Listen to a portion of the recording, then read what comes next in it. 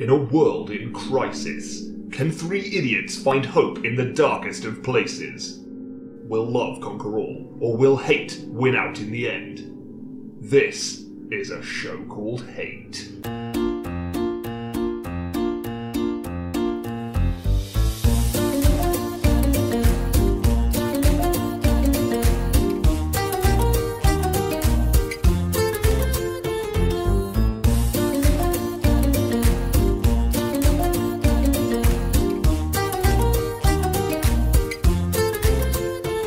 Hello and welcome to A Show Called Hate, a podcast in which we explore love, hate, and everything in between in search of greater meaning and perhaps a little perspective. I'm John. I'm Nick. Yes, that's right, listener. It's one of those rare and beautiful moments. This is what you'll come to call one of the good episodes. Well, normally when we go, well, I mean, yes, obviously, yeah. But like when we go online, it's always like, okay, well, I say online, when we're about to start recording, we go like, okay, let's get some room tone. Yes. Which is your code for saying we need some silence. And that's Chris Frey's deep sexual trigger to start. Every time he'll find a new and creative way to be a bastard. Yeah, his kind of his asshole gland just gets completely engorged at that moment. Yeah, and weirdly his asshole gland isn't actually his asshole or anywhere near it. No. It's actually his brain, I think. His whole brain is his asshole gland. Yeah, he has a very special and unique mutation where his asshole gland has actually supplanted his entire brain. Yeah, that's it. And he will then not only sabotage the room tone acquisition period, as I like to call it, the RAP, but then he will then, when you do the intro, he will then do everything he can to derail that as well. And I'm very good. Yeah, you are generally. Yeah, I'm really good. I don't do that. Well, it's often maybe it's less like, you know, you're good, because maybe like most human beings, you have immense capacity for good and evil, but it's the idea that the potential is being quashed because of him. Because also he's a bad influence. Yes. So if he starts doing something, I might join in sometimes. But that's not my fault. I think it's his fault. It's for rowdy boy in class. Yeah, exactly. You know, everyone goes along with the rowdy boy, and at that moment in time when you're doing the intro, you're like the teacher. You know, you're the one who's fun to derail. I'm also really happy that that's the role life has forced me into, basically. Well, I was very careful to say at that moment, like when you're doing the title, when you're doing that's what this is, the intro credits, right? Like a TV show has. That's when you're the teacher. But once that's finished, then you drop down to the level of peasant. Like the rest of us. Thank you. Yeah. So you're only a teacher then. But no, but I have to be real. You know, I have to kind of accept that. Yes, actually, probably overall, that is the role I play in life. It's like slightly disapproving substitute teacher. Yeah, well, there's a lot of disapproval to hand around, I think. So it's probably best that someone administers it. Well, also, I realised, like, before coming on air, I made a very nice omelette. Oh, nice. Well Lucy done. and I ate an omelette. Well done with the eggs. One of my best omelettes, I would say. Really? That's a huge deal for you. And also, now, we were debating this episode earlier, you and I. And we were like, without Chris Ray here... The freedom to speak on things. We were saying, oh my God, we can talk about things we can't normally talk about because he wouldn't understand. Yeah, to be frank. I mean, we've talked about things he wouldn't understand on the podcast before. Yes. And he's done. And he certainly didn't. And he didn't understand. But no, there's a certain freedom that's afforded to us when he's not here. Yeah.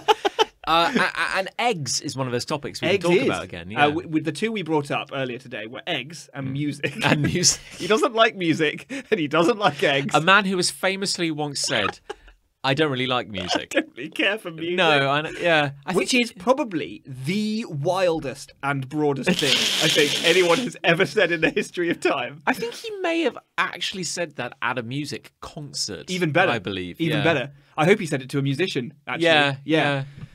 What was I saying? Yeah, I made a really nice omelette. Oh, yeah, this is what we were talking about. A mushroom omelette. It was delightful. Yeah. With a side of peas. No eggs, just mushrooms. Cracked a mushroom. And chips. Nice.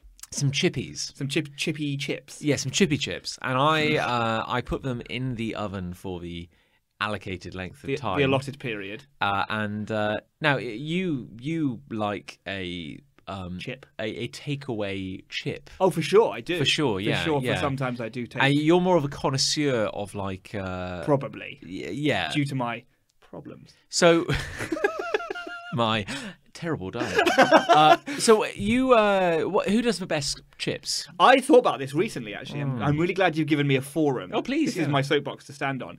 I think it might be the Five Guys Cajun-style spiced chip, actually. The Five Guys general peanut oil chip is very, very good. It is very good, yeah. But the Cajun chip, it's like another level. I really enjoy that, and I think it might be my favourite. That's a really good answer. Thanks. However, It's wrong. no. I feel that is the intellectual answer. Oh, I see. You want to know what my favourite trash chip is? I think That's a we great don't- yeah. question as well. Oh God. Okay, well, It's not going to be Burger King. well. Let's clear that one Okay, up. so yeah, Burger King out. I not actually haven't eaten at Burger King in a very long time. we're not labouring. We're labouring under no misconceptions here. No. Burger King is just not even on the table. It's probably Yeah. not KFC either. No, you're not- You go to KFC for chicken. You're not going to KFC for the amazing chips, are you? You're not. It's not KFP. It's not. Let's be honest. Yeah, Kentucky Fried Piss. It's not that. I assume that's what you meant. Yes. Yeah, I did. Yeah. It's probably McDonald's.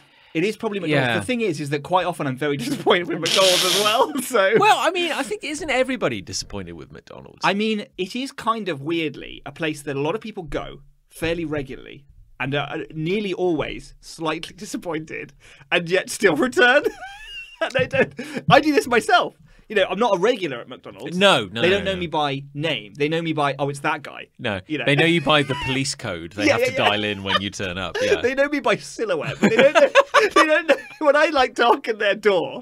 They're like, he's back, but they don't know my name, and I've been very careful to prevent them from knowing that. Would Taco Bell do Oh, a chip? they do a good chip. I actually ate at Taco Bell fairly recently. Of course I you did. Yeah.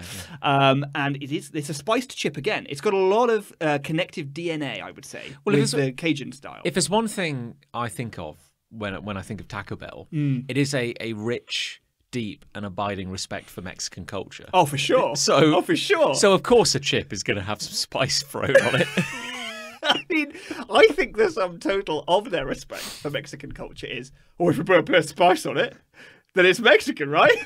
I think that's basically the ethos. But it's about a Taco Bell approach to like most of the food design decisions that were made. It's Sure. like Food design decision. well, it's always like what can we? It's okay. Marketing department is like, what can we do that's new? And the reality department is, what do we have in the kitchen? Yeah, I think this Yeah. is true for all fast food restaurants. Yeah. And this is, I think, a wild thing to be, because like McDonald's is currently shouting about its chicken Big Mac. And I walked past the poster with my dad, and my dad was like, why haven't they done this before? They've had chicken, they've had Big Macs. Like, they could have combined these two ingredients. Wait, I'm sorry. What makes a chicken Big Mac a chicken Big Mac? So in the place of what would have been the beef patties in Yeah. the burger, it's now chicken fillets or whatever. I don't know, chicken burgers. But don't McDonald's already do like a chicken sandwich? They do a chicken sandwich, John, but they don't use the Big Mac sauce or the Big Mac structure. Oh, okay. Well, okay. Yeah, Okay. so how dare you? I really need this clarification. Good. So, okay, you could go to McDonald's Say. and you could get what's like the base burger?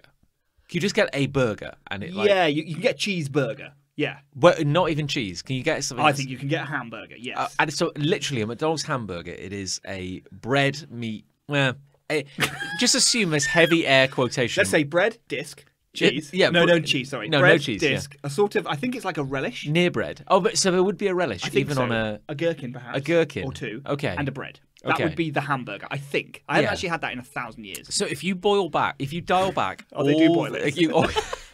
It's the only way they think it's safe. if you dial back all the accoutrements. That's a word they use. When I think of McDonald's, I think of a deep and abiding respect for French culture. Absolutely. Yeah. Gourmet is Gourmet. my word. Yeah. They say that as well. They do. So when you go to a McDonald's, if you're like, hey, I'm not here for a tomato.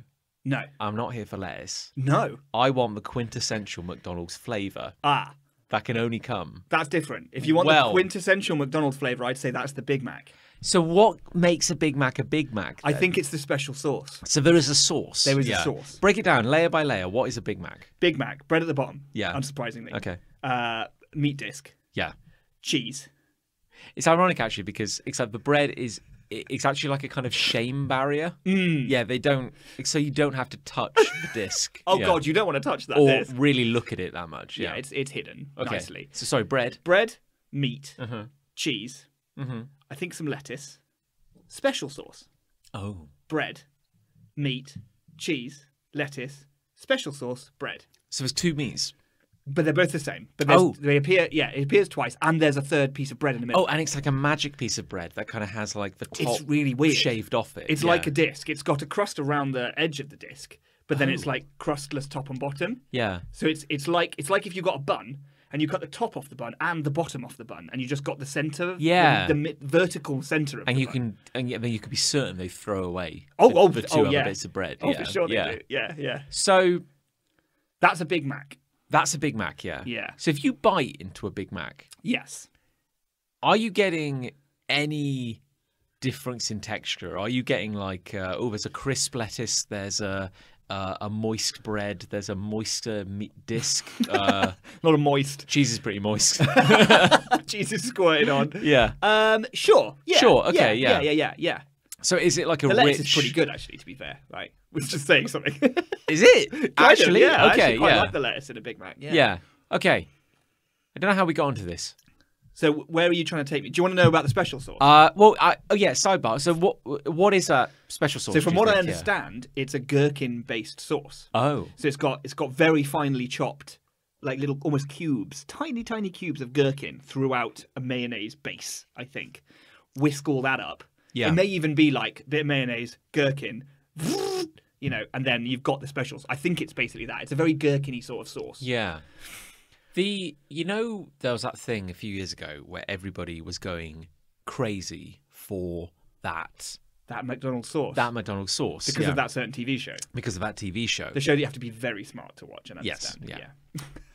So that sauce everyone was crazy Was for. it the Szechuan? The Szechuan Yes. sauce, yeah. Yeah. Which came out, I believe, as a tie-in to Disney's Mulan. Is that right? Oh, Yes. no. But, Oh, no. Now, when I think of McDonald's, I think of a deep and abiding respect for Chinese culture. Oh, my God. But they, Just that as well. It's just Yeah. a sauce. so they brought out Good Lord. a Szechuan shifted sauce. my eyeball a bit just from the shock. Fuck me. But again, like people were trying to recreate it. Oh, find the recipe. as Yeah. it were. So they were going like, okay, so what is the magic mixture? And there was like a viral, I say viral, but some guy claimed to have like a grainy photo of the recipe card. of the recipe card. Yeah. But I mean, surely they don't mix it No. in the back. No. Obviously, this is at the kitchen. I have to assume it came from the Very McDonald's top. testing lab, you Wow. know, smash cut. Deep Like, underground. I was actually kind of picturing like, was it where like Hitler used to hang out, like the Oh, Eagles, yeah. the Eagle's Nest or something like? Yeah, ever since they cleared all the bodies out of there, McDonald's are like, this will be great for our new research labs. Every time you cut to it, you just hear like a and like black mowings and lightning in the Yeah, we'd background. like to put an offer in. What's that? Nobody else wants it. Oh, that's weird. But yeah, so somebody claimed to have the recipe, Sure. and again, it's like at some point a chef has touched it. I mean, I suppose it's probably also like 13% magnesium sulfate. Yeah. 12% like ammonium sulfide. Well, you know? yeah, well, quite, because it's like, oh, we're going to make this delightful sauce. But then you've got to work out how to produce 13 million units a day. That's true. Yeah. So that's not going to. It's not going to be. Mama's not going to kiss every spoonful. It's got to. Best way of putting it. Yeah. Yeah. This is being made. This is batch made, industrial scale. Oh yeah. Yeah. So, but They don't give a fuck about ingredients. no, quite. This So- is chemistry. But I was watching a video by popular YouTube chef Babish. Babish, if you will. Babish, Yeah. And he went through a few different recipes that people claimed. The thing is, he'd need a control, right? Did he have yes. a control? Well, no, he wouldn't. No, No, I because this is suppose, it. I can't. I don't think I've ever had it. No, I think he did. Somebody had. What a legend. I think some people had some God, if some people just kept it after sealed. all this time. I mean, like I say, like is that good to eat? But at the same time, it's probably not really. it probably food. never was. No, exactly. Yeah, it's Yeah. like a sort of synthetic plastic almost. But my point is, like, he went through all these recipes and people saying, like, oh, there's a little bit of cayenne, there's a little bit of... And he tested them all, soupçon. and he was like, oh, that's pretty good. Okay. That's pretty good. But then he said, He said, however, I have to go for, like, I guess, Occam's razor. The simplest gangster is probably the best. That's probably true. I'm going to mix all the existing McDonald's sauces together. Oh, no. And then taste it to see if it's anything like it. And he's like, it's pretty close. That's so wise. Yeah. That's like the wisest thing Yeah. I've ever heard. But this is what you were saying. It's like, it's basically going like in the labs of all these fast food places. They're basically like, What do we have? what do we got? Yeah. We're not gonna bring a new meat onto the table. Yeah. You know. And I think of all of going like fully circling back now back to Taco Bell. I think of all of the fast food chains, Taco Bell are the most creative because their bank of ingredients is probably broader than buns, Wow. burgers, and cheese, right? Yeah. So it's like, how do we get a tortilla, right, and wrap it in like a new way? Like, so for example, I've had a Crunchwrap Supreme. I think that's what it was called, right? And it's like a 50p. Like, it's the shape of a, what is that, like an octagon? I don't know. Heptagon. Heptagon, right. Okay. So it's a 7-sided, but Flat. it's much bigger, but flat. What? Yeah. So it's like a UFO of food. What? But it's like, it looks like it's been wrapped. It looks like an origami kind of Oh, specialty. it's like a pocket. It's Like a pocket. yeah. Yeah. And they've obviously like, so there's meat and cheese and lettuce and everything in there, sealed it in, and then they've obviously flipped both sides in a frying pan, maybe, I don't know, and sort of sealed it closed. And then you like bite into it, kind of like a burger, Yeah. but it's got like mincemeat in it and like cheese, grated cheese in it, and some salad that's kind of, I guess, been fried. I don't know. Yeah. But it's like, this is not a taco. This is not a burrito. This is not a fajita. This is not a, what's another one? Enchilada. It's not an enchilada, John. No. It's not any of So these. it's not a quesadilla. It's not a quesadilla. No, it's definitely John, not a quesadilla, This no. is not a case of deer. This is a case of what the fuck. This is a Crunchwrap Supreme. But okay, so it's interesting that you describe all of that and say Taco Bell are potentially the most creative. Sure. And you had me right up until the point where you were like, I think you bite into it, and it's got mince. Sure. Cheese, so when I say lettuce. creative, I mean shape-wise. Sure. Oh, I see. Yeah. You know, let's say the Crunchwrap Supreme and the Chicken Big Mac come out at the same time, right? McDonald's are pretty confident. No one will ever expect the fact that we've put chicken in our famous sandwich. No. But then you look at the pictures, and it's still a burger. Yes. And then Taco Bell unveil. They pull the sheet off their latest thing, and it's a fucking nonagon, you know, like D20 shaped ball of meat with like 18 sides. It looks like you know, as a kid, everybody had that Wong spinning top. The gyroscope. Yes. And it looked like a sort of orrery or something. Yeah, and it balanced yeah. on a piece of string. It looks like that, but it's got meat and cheese and salad in it, and it's spinning constantly, and it balances on your fingertip. And like, it's exactly the same ingredients, but it makes the Chicken Big Mac look like shit. Because look at this shape that they've weaved out of like tortillas. You see, I had no idea that there was like the thing that makes a Big Mac is that particular sauce. I think that's true. Yeah. I don't see what else it could be. We see, I'm really. intrigued now because, yeah, again, it's like McDonald's, they've branched out into chicken. Wow. There's a bit of chicken going around. There's some you chicken know. there. Yeah. You know, they weren't going to let the Colonel have it all. You know, they've got to Oh, they can't. got to keep him on his toes. They can't you let know. him have it all. He can't own chicken. But yeah, but again, that's interesting to me when you're like, hey, McDonald's, they must do a chicken sandwich. And they do. Yeah. Hey, and probably, is it spicy? No, it's not. Oh. No, it's very inert. It's just like a battered chicken fillet. Because if you go to KFC, you can get a zinger. A A zinger. Yeah. That's Yeah. spicy. That's quite a spicy chicken actually. sandwich, isn't That's it? a spicy chicken sandwich. Because I didn't know that apparently in America in particular, maybe they had to dumb it down for our kind of British palate. Probably. But like in America, when they often talk about a crispy chicken sandwich Yeah. from a fast food place, it is kind of synonymous with being a spicy chicken sandwich. Is that right? Yes. This I didn't know. No, I've watched people eat things on YouTube. On YouTube, yeah. And it's And I'm pretty sure YouTube suggests that to you now. well, apparently, if you are a connoisseur of a kind of crispy chicken sandwich, you've got to you can tolerate the heat. That's what people want from it. Yeah. KFC have popularized, or at least specialized, the idea of a chicken sandwich without meat. And they'd like to have chicken in the place of bread. Sorry, not without meat, without bread. Oh, I see what you mean. They'd like to have chicken in the place of bread. So they have a chicken piece, and then they have some sort of meat and cheese filling, and then they have another piece of chicken. Was that KFC? That was KFC. And I don't think it made it over here because we are human beings, if you will. I have a horrible feeling I've With mentioned. laws. Well, I have a horrible feeling I've mentioned this before, but in the UK, because we're pretty much the same age, aren't we? Sure, Give yeah. or take a few months. Yeah. So like we grew up in the UK, at the same time. Yeah. So like when the millennium rolled around, kind of like the biggest thing on our weird little kind of just barren little island was the Millennium Dome. Yes. Yeah, big deal. Big dome. First building to have a roof in the UK, you know. Yeah. We were very excited. I was very jealous. if Yeah, I'm I was honest. very cold. Yeah. Yeah, knee deep in water as I was at the time. So that was a big deal. The Millennium Dome. Woo! Come to London town, and it's just an exhibit. We're seeing in this significant astronomical calendarial, that's a word, moment.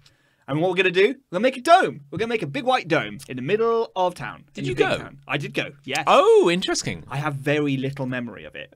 I remember two things. I remember that it was like, when you stepped inside, it looked like a sort of science museum. Sure, yeah. Like just sort of stuff and interactive exhibits and everything in every direction. And then the only exhibit, is the second thing I remember, the only exhibit I remember is a room where you could sort of lay on various weirdly moulded shaped pieces of plastic, which were ostensibly furniture. Okay. And listen to a piece of music that wouldn't repeat for like 75,000 years or something. And it just sounded like absolute this. banger. Oh, that's what it was for like ever. And I don't know if it's still playing now. I guess it probably is somewhere. I realise now, this is why I'm glad Chris Ray isn't here. We couldn't even talk about that. We couldn't even touch that subject. For contempt.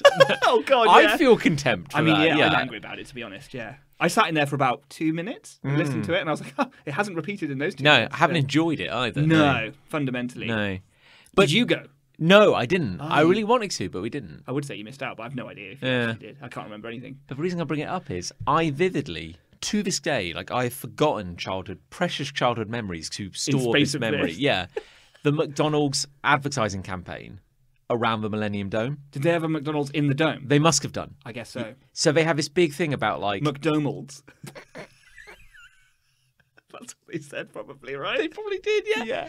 But it's this big thing about like, it's the new millennium. It's going to be incredible, Yeah. and the dome, and The dome, guys. it's the future. Get on board with the dome. But they have this whole series of ads about like just the fact that there was a McDonald's in the Millennium Dome. Wow. And I vividly remember one ad where they're showing all these incredible things, like, and I can't remember what the fuck. Maybe those words I can't remember, but it's like, look at this great exhibition for the modern era. Like, oh, look at that. And then it was like an old man ordering from McDonald's. Oh, the heartstrings. Here we go. Well, no, because he orders like a Big Mac, shall we say? Let's say. And then I vividly remember he goes, "Do you have a knife and fork?" And then some little shit-eating child next to him just kind of picks up his burger and just kind of smirks at the camera and then walks off. And that was the ad. That's not a good ad. Well, Is again, it? I'm still talking about I suppose it you now. are. So, yeah. Yeah, but you're not eating at McDonald's. No. It hasn't really worked. Haven't eaten at McDonald's since 2005. And how'd you feel? Less nauseous than I did after the last time I ate at McDonald's. Let's just go back to the dome for a second. Sure, yeah. How wild is it that they just made a dome? It's just like, of all the things you could have done to see in the Millennium, let's make a dome. Let's make a dome. Let's make a big dome in the middle of town. And then I remember as a young person being quite shocked when they packed it up. Yeah. And I was like, the Millennium's not over. It's only beginning. We're done with the dome. I was like, oh, the Millennium Dome, it's going to be incredible. What This is an what's exhibit. weird, isn't it? Because surely the idea of seeing in the Millennium is to build something permanent that forever remembers and commemorates the fact that human society has You would lasted think, this yeah, long. yeah. But it was very much a temporary thing. Yeah. And now it's back again. It became... Don't worry. The O2 Arena. Yes. Is that correct? Yes, that's right. And speaking of things that are permanent and will last another 1,000 years, didn't a section of the O2 Arena collapse because of wind? Wind blew some of the roof off. Yeah. Because it turns out, I always sort of looked at the dome and thought, it's kind of like a big tent. Turns out it is like a big tent. That's basically fabric over the top of it, which is mental as well. And also, who'd have thought there was space right in the middle of London very centre, like on the edge of the Thames, very Yeah. middle of London, to build a big old dome. What was there before?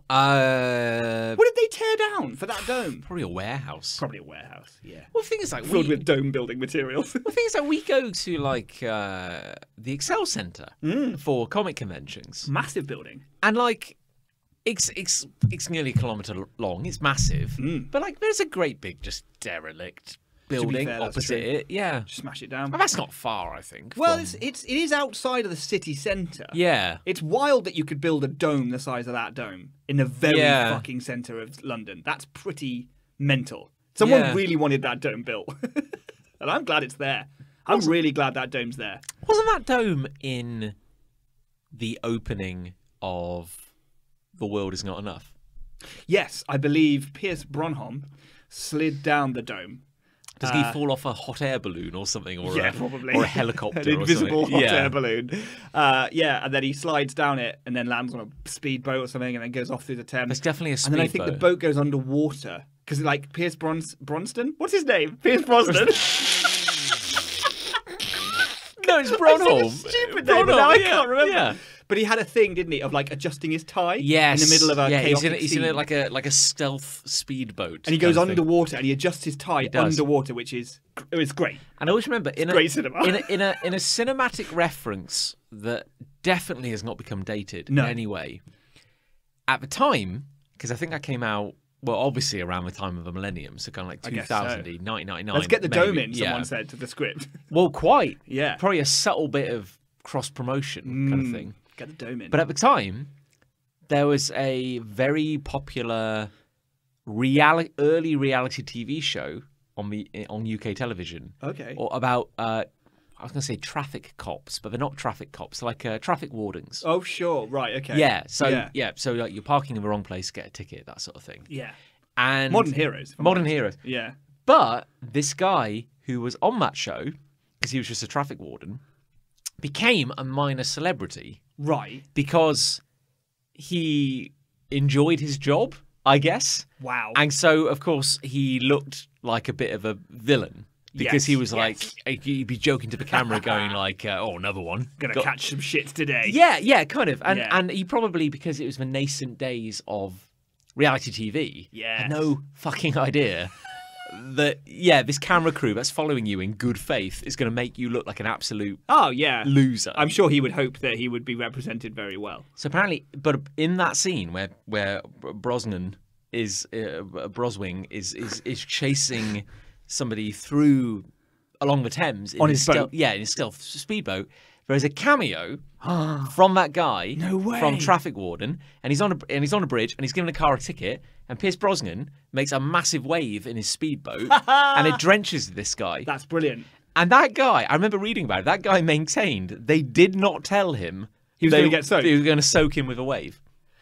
I mean, the thing is, right? Yeah. Is that surely Bronholm didn't soak him. That was probably a jet of water Yeah. off the side of the camera. Yes. So it's like, you go on set, and there's this machine that's called like H2. Fuck yeah! Like, What's that? Don't worry about it. It's fine. It just says like wave generator 5000. Don't stand too close. So, Justin, thanks for joining us. Okay, camera's setting up here. So you see those marks on the floor? Yeah. Just stay in that area, and we just want you to just be yourself. Don't worry about it. Just walk up and just kind of. This car's parked incorrectly, right? And that's what you got to do. Just write something in your notebook and start preparing a ticket. Yeah. No, that sounds great. I'm totally on board. What is that, by the way? Yeah. Why? You know the markings on the floor you said to look out for. Why does it say splash zone? Why? Is that? Don't worry about that. just do your thing. Yeah, and just to the right of the camera, there is this kind of like ex-military ordnance, kind of like, Yeah. and there's like 13 technicians, kind of, And like, it's got a face, and it's really angry. It's like a mecha. Its eyes are like red, and its mouth is agape, and there's water just dripping from its mouth. and there's these massive like bellows, kind of like, what is that, by the way? Don't worry about it. No. Gareth, Yeah. don't pay attention to that. It looks very angry though. Yeah, I feel is it pointing at me?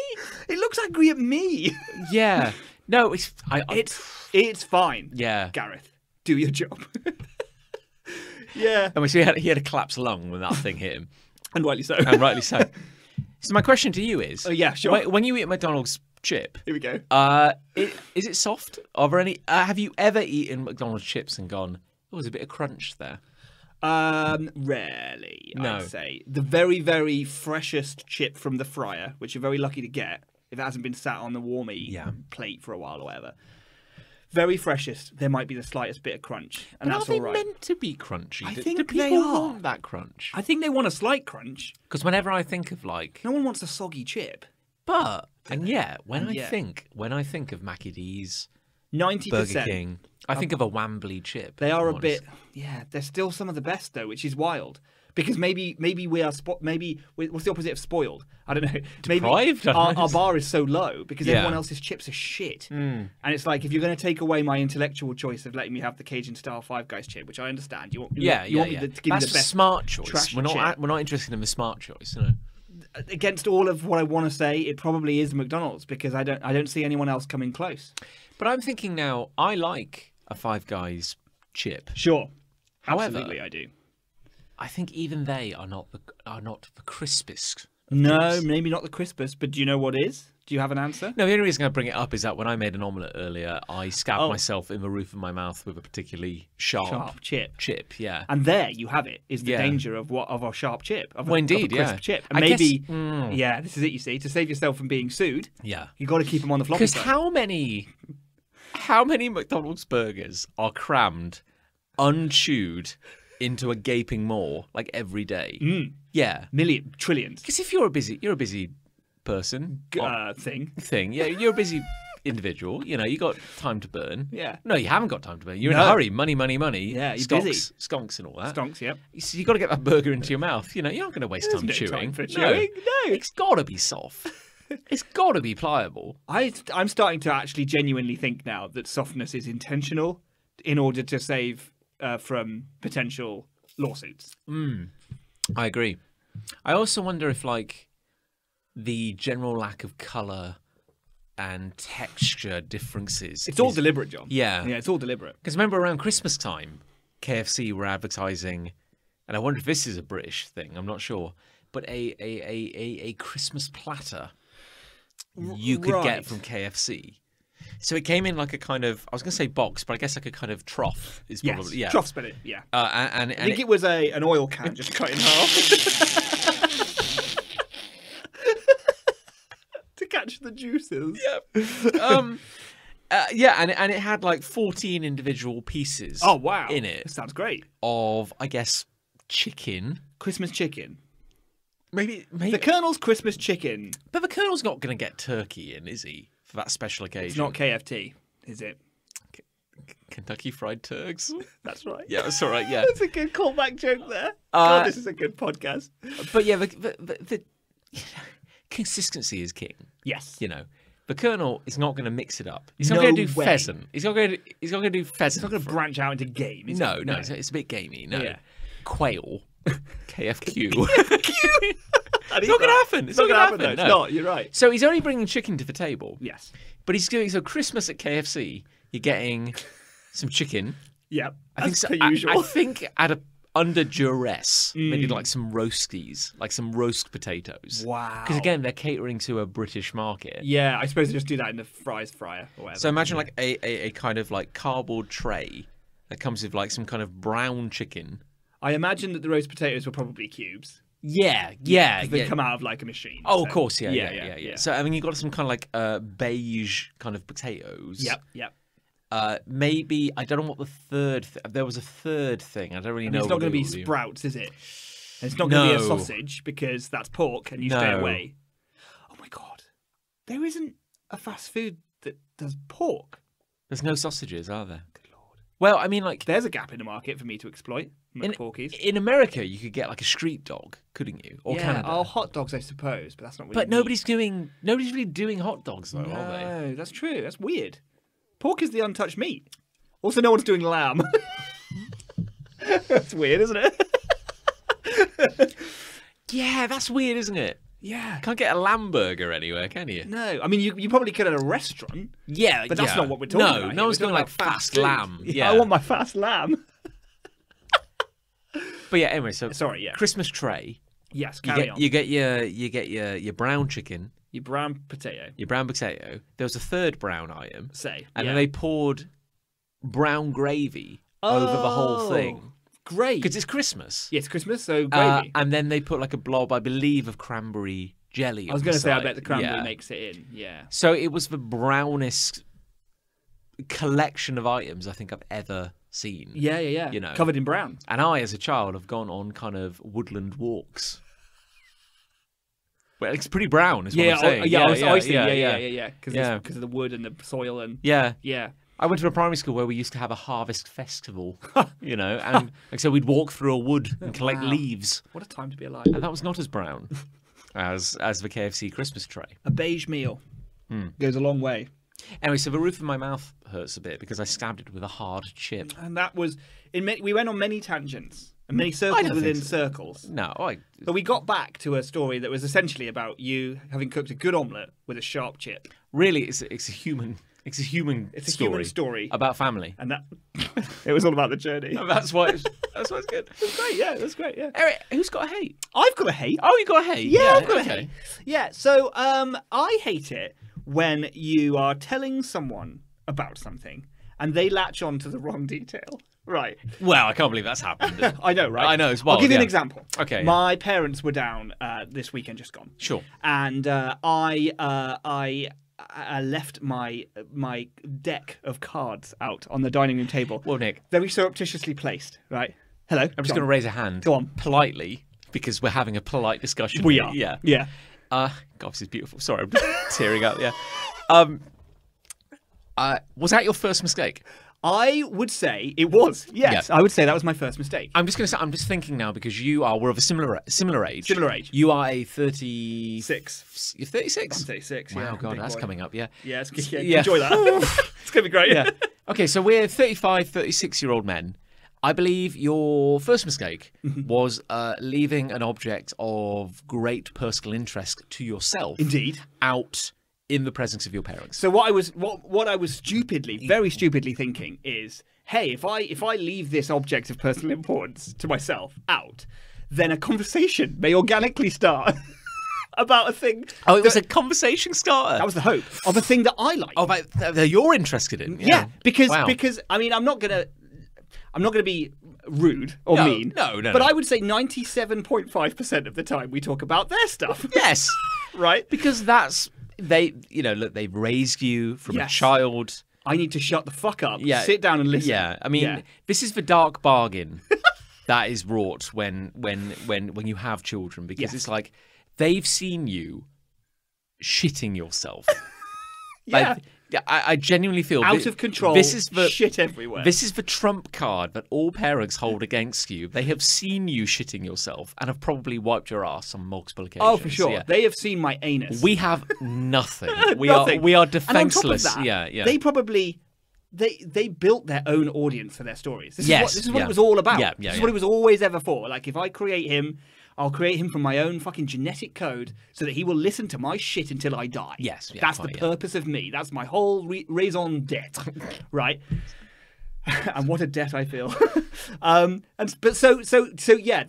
Fool on me, shame on me Yes, for yeah. thinking that I could come back. Shouldn't have done it. A slice of this conversation. Shouldn't have done it. No, right? no. But that was my first mistake, right? So I leave a deck of cards, right? Because I'm into this game of cards. Yes, that yeah. I believe you have a deck as well. I do, We yeah. play from time to time, and I thought, hey, This is cool. if I leave this out in a very like nonchalant sort of way, maybe the conversation will go that way naturally, organically. it'll be fine, yeah, don't worry And about sure it. enough, it did. It Great, did. that's wonderful. And Dad yeah. was like, "Oh, is this that card game?" It's already a little patronising. But that's fine. That's fine. I mean, he collects trains and he makes model trains, but that's fine. Okay, it's fine. I'm not angry. I'm not angry at all. You've got a mortgage, all right? I've got a. Yeah. I mean, so has he. Yeah, but- I know, Actually, I don't think he has yeah. anymore. He's paid that off.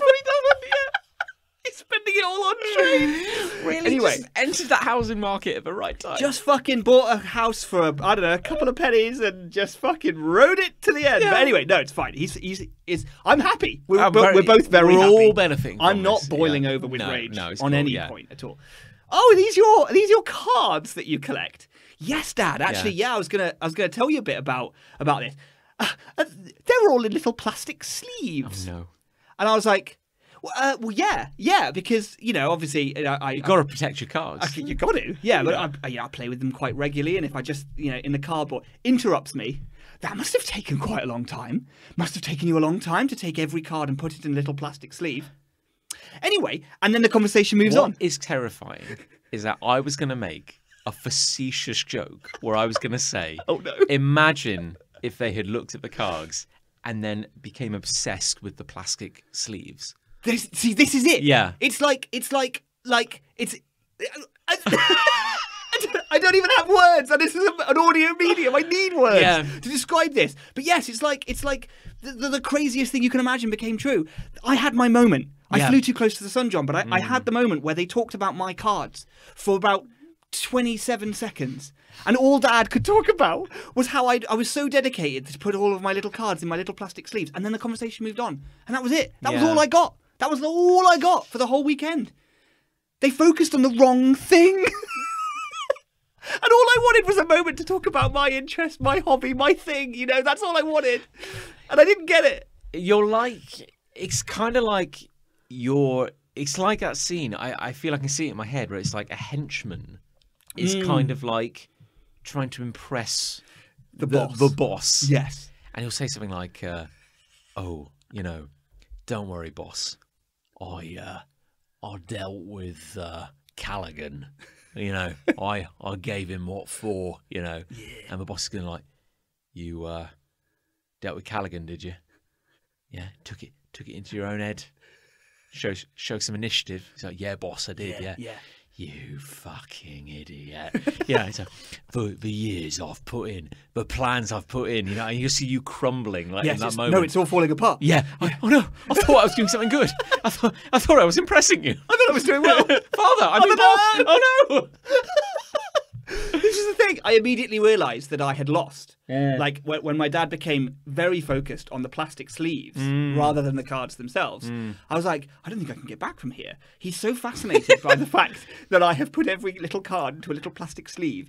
And it made me feel very small and very silly at that point, obviously. Yeah. Because yes, I did put every card into a plastic sleeve. And he's like, that must have taken you a long time. I was like, that's really not what this is all about, Dad. Yeah, it's happened another time as well. I remember one time I was drawing. Now, as you may be aware, drawing is something that I pride myself on being a major part of my identity. Yeah, it's a fun little hobby. It's just a little hobby, isn't it? It's a fun little hobby. It's a fun little hobby Nick likes to do with his pens and shit. Yeah. Well, I was sat next to my brother this time, and rather than I was hoping, and actually this one's set up like the last one, right? I was just minding my own business. I was just drawing. Yeah. But he showed some interest. He looked over, and I was like, oh, we might have a chat about my drawings, And I was hoping for maybe a chat about the process. I was hoping for maybe a chat about the subject. What are you drawing? And instead, Phil was like, wow, you can draw really straight lines. He was like, I bet you could draw. I bet that's because of all the drawing you do. But I bet you could draw really straight lines without even needing a ruler. Oh yeah. I was like, yeah, that's what this has all been about, Phil. Like literally everything I do, everything I've ever tried to do as an artist has been in the pursuit of the straightest possible line I can draw. I mean, really, when you break it down, like any drawing, no matter how impressive, it's just a collection of lines. I mean, yeah. I mean, when you think about it. Yeah, thanks, John. Yeah. That's what I needed to hear.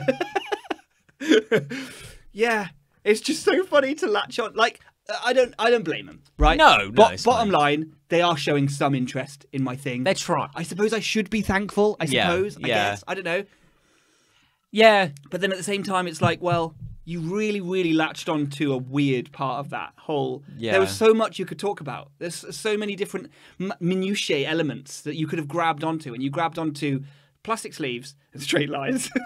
The two of arguably the most boring parts of the whole thing. I guess the sad part is I'm trying to find some kind of like story to kind of bring back to say, oh, I've been there. Yeah. But really, I don't think I've ever even got to the point. I'd almost. But this is it, isn't it? I'd almost be interested if someone picked up the wrong end of a stick. Yeah. Because we'll take what we can get at this point. I'm so desperate for attention. Like.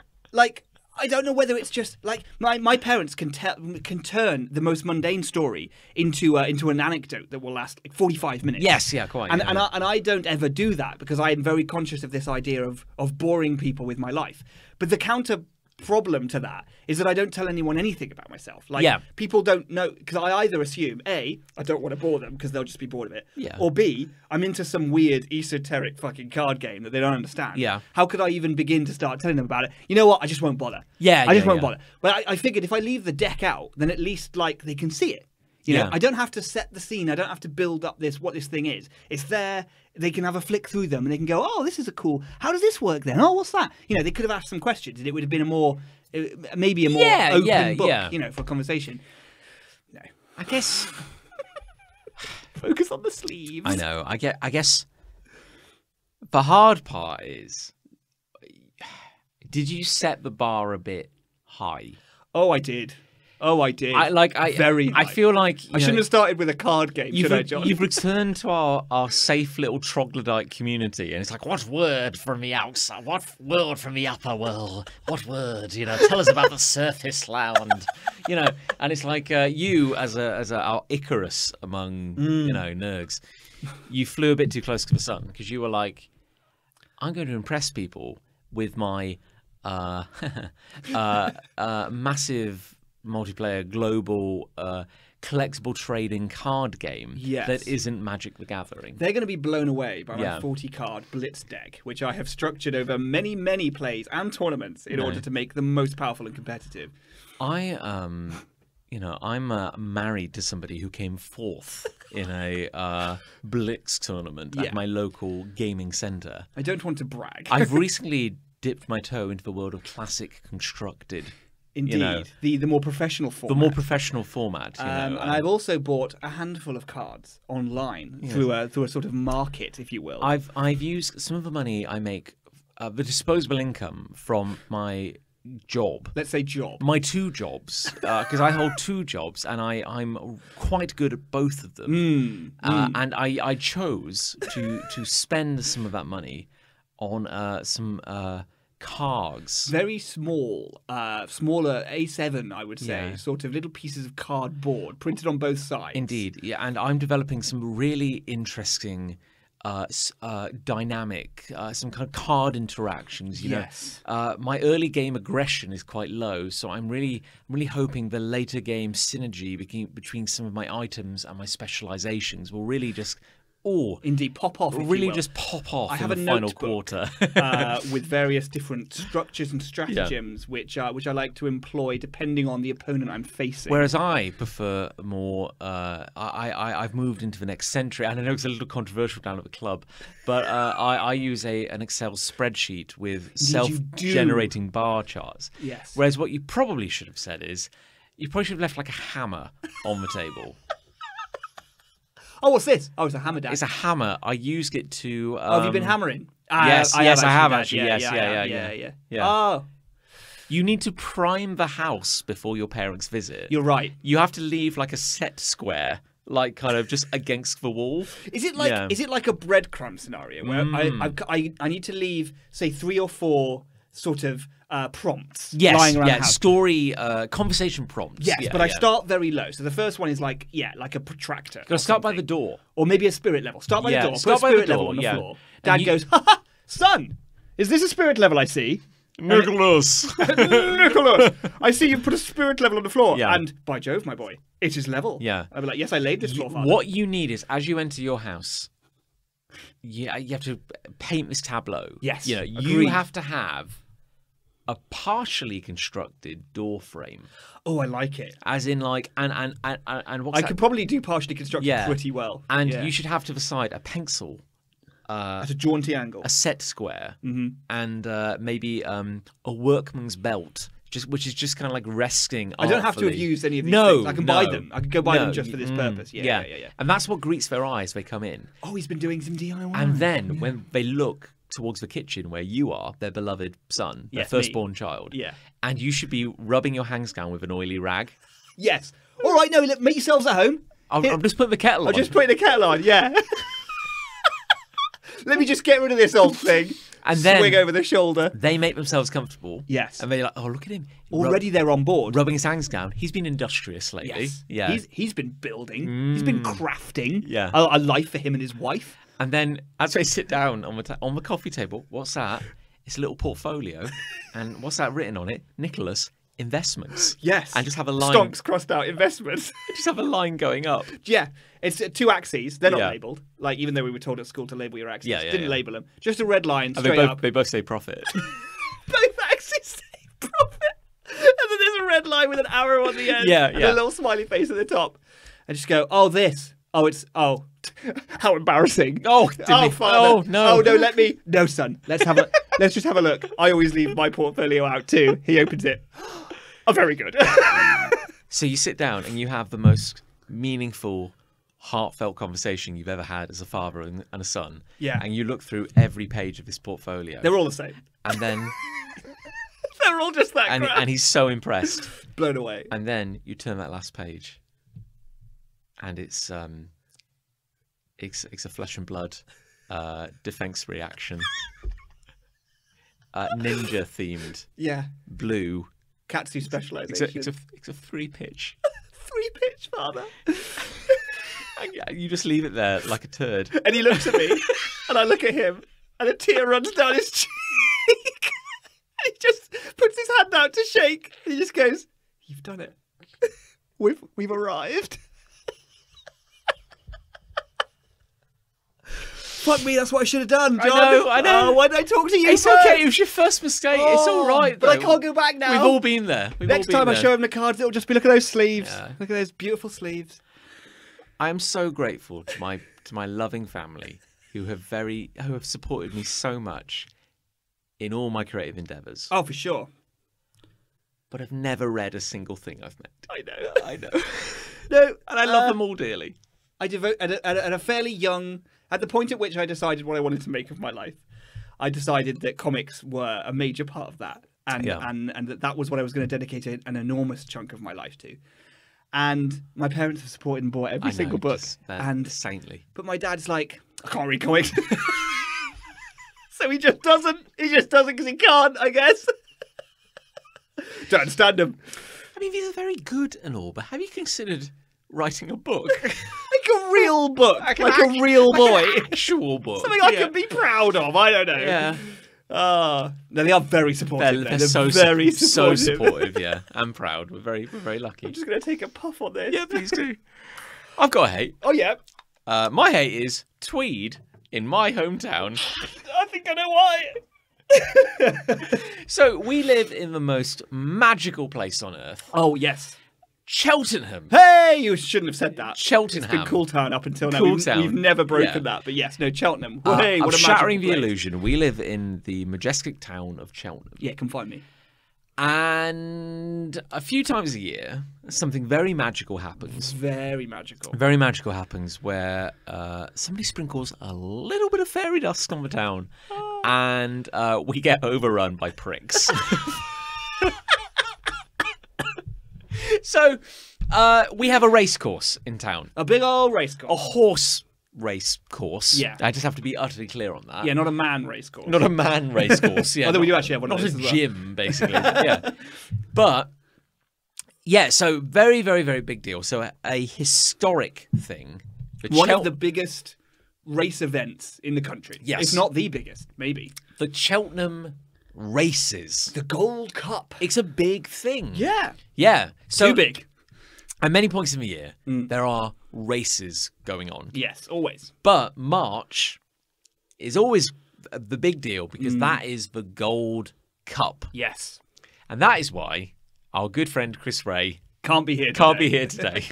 He's at the races. We didn't even know he was back in the country. No, so up until recently, he was on a cruise. Yeah, he was having his very, very, very delayed honeymoon. I mean, let's be honest. He's kind of living the middle-aged, like, what's the opposite of a crisis? He's having that. Denial? I Yes. guess, yeah. He's in middle-aged denial. Yeah, right he's now. doing He went fine, on a yeah. cruise, Yeah. and then he came back from the cruise, and he went to the races. He's having a magical time, yeah. Yeah.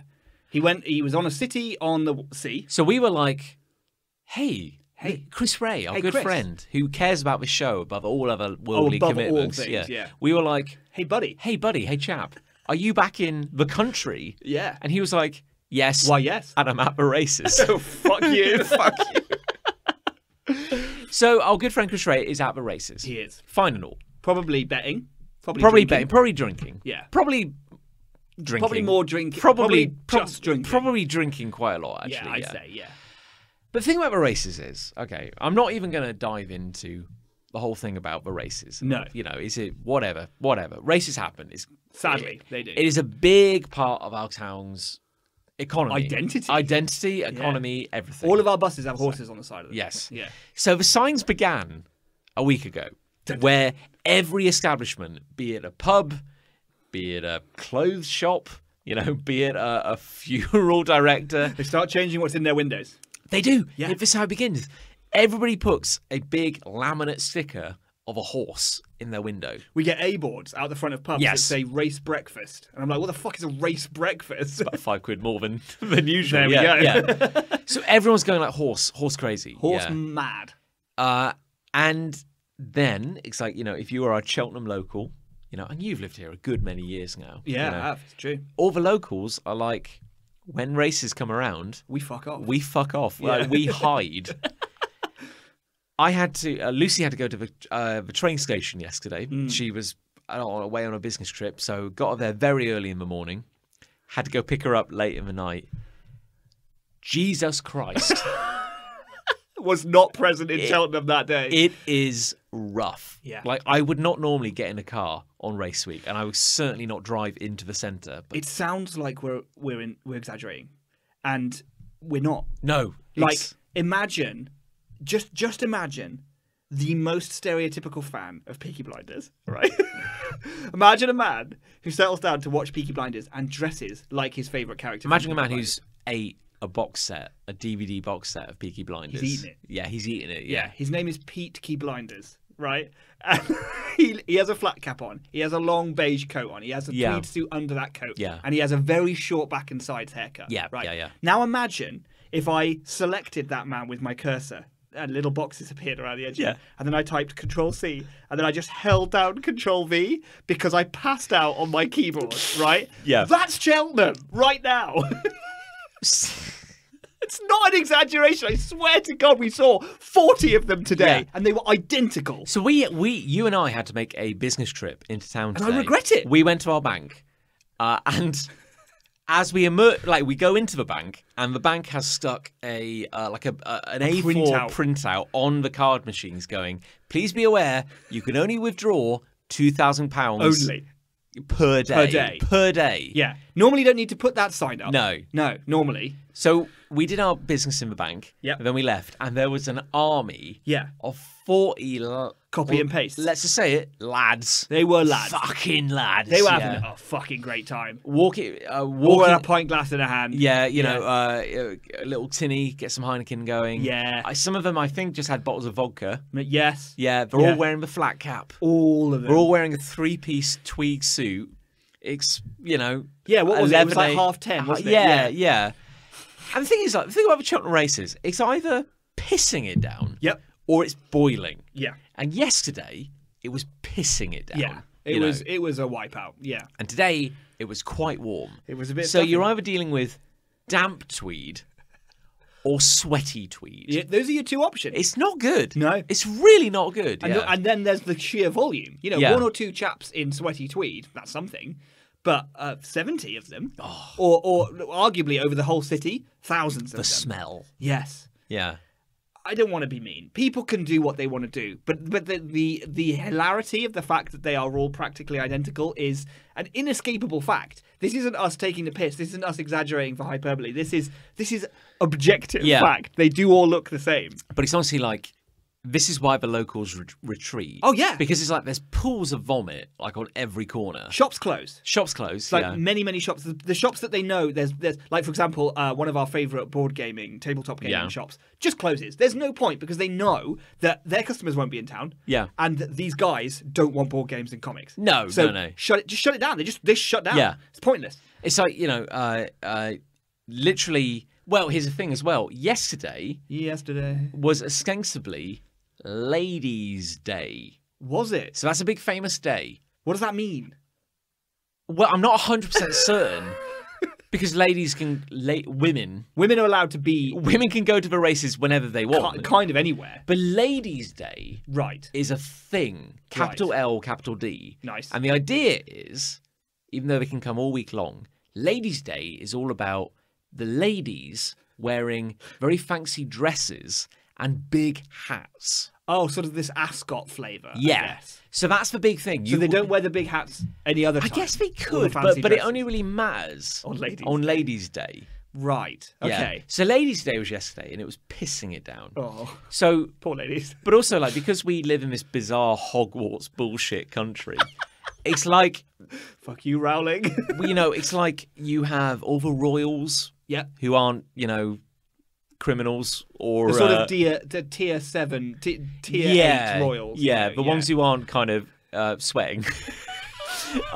They come to the The Cheltenham. ones that can swear. The ones that can swear. They come to the Cheltenham races. They sit in the royal box.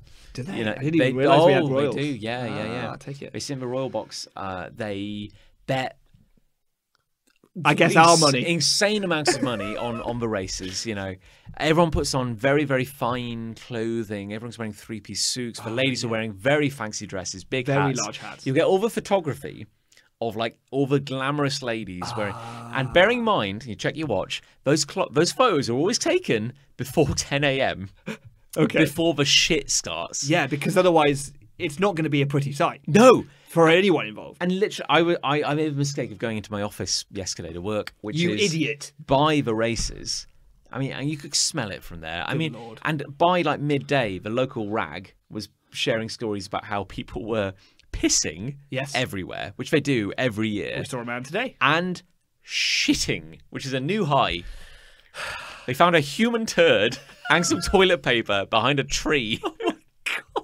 I mean, it's like everything that we've built for thousands of years as a civilization is just chucked out of the fucking window for race night, for race day. It's like, what is happening? It'd be fine. Well, it probably wouldn't be fine. But, like, Cheltenham has this kind of, like, slightly hoity-toity kind of Absolutely reputation. it does, Also, yeah. it's a fancy town. Oh, it's a fancy town. It's a fancy town. Our Waitrose is very large. We have one of the world's largest John Lewis department Yes, stores. not only do we have a Waitrose, we also have a John Lewis. Separate. It's a classy town. It is. Supposedly. Yes. And then you get the Cheltenham races, where the great and the good, the classy, But this is the thing, isn't it? Is that the races have this persona around them of being classy.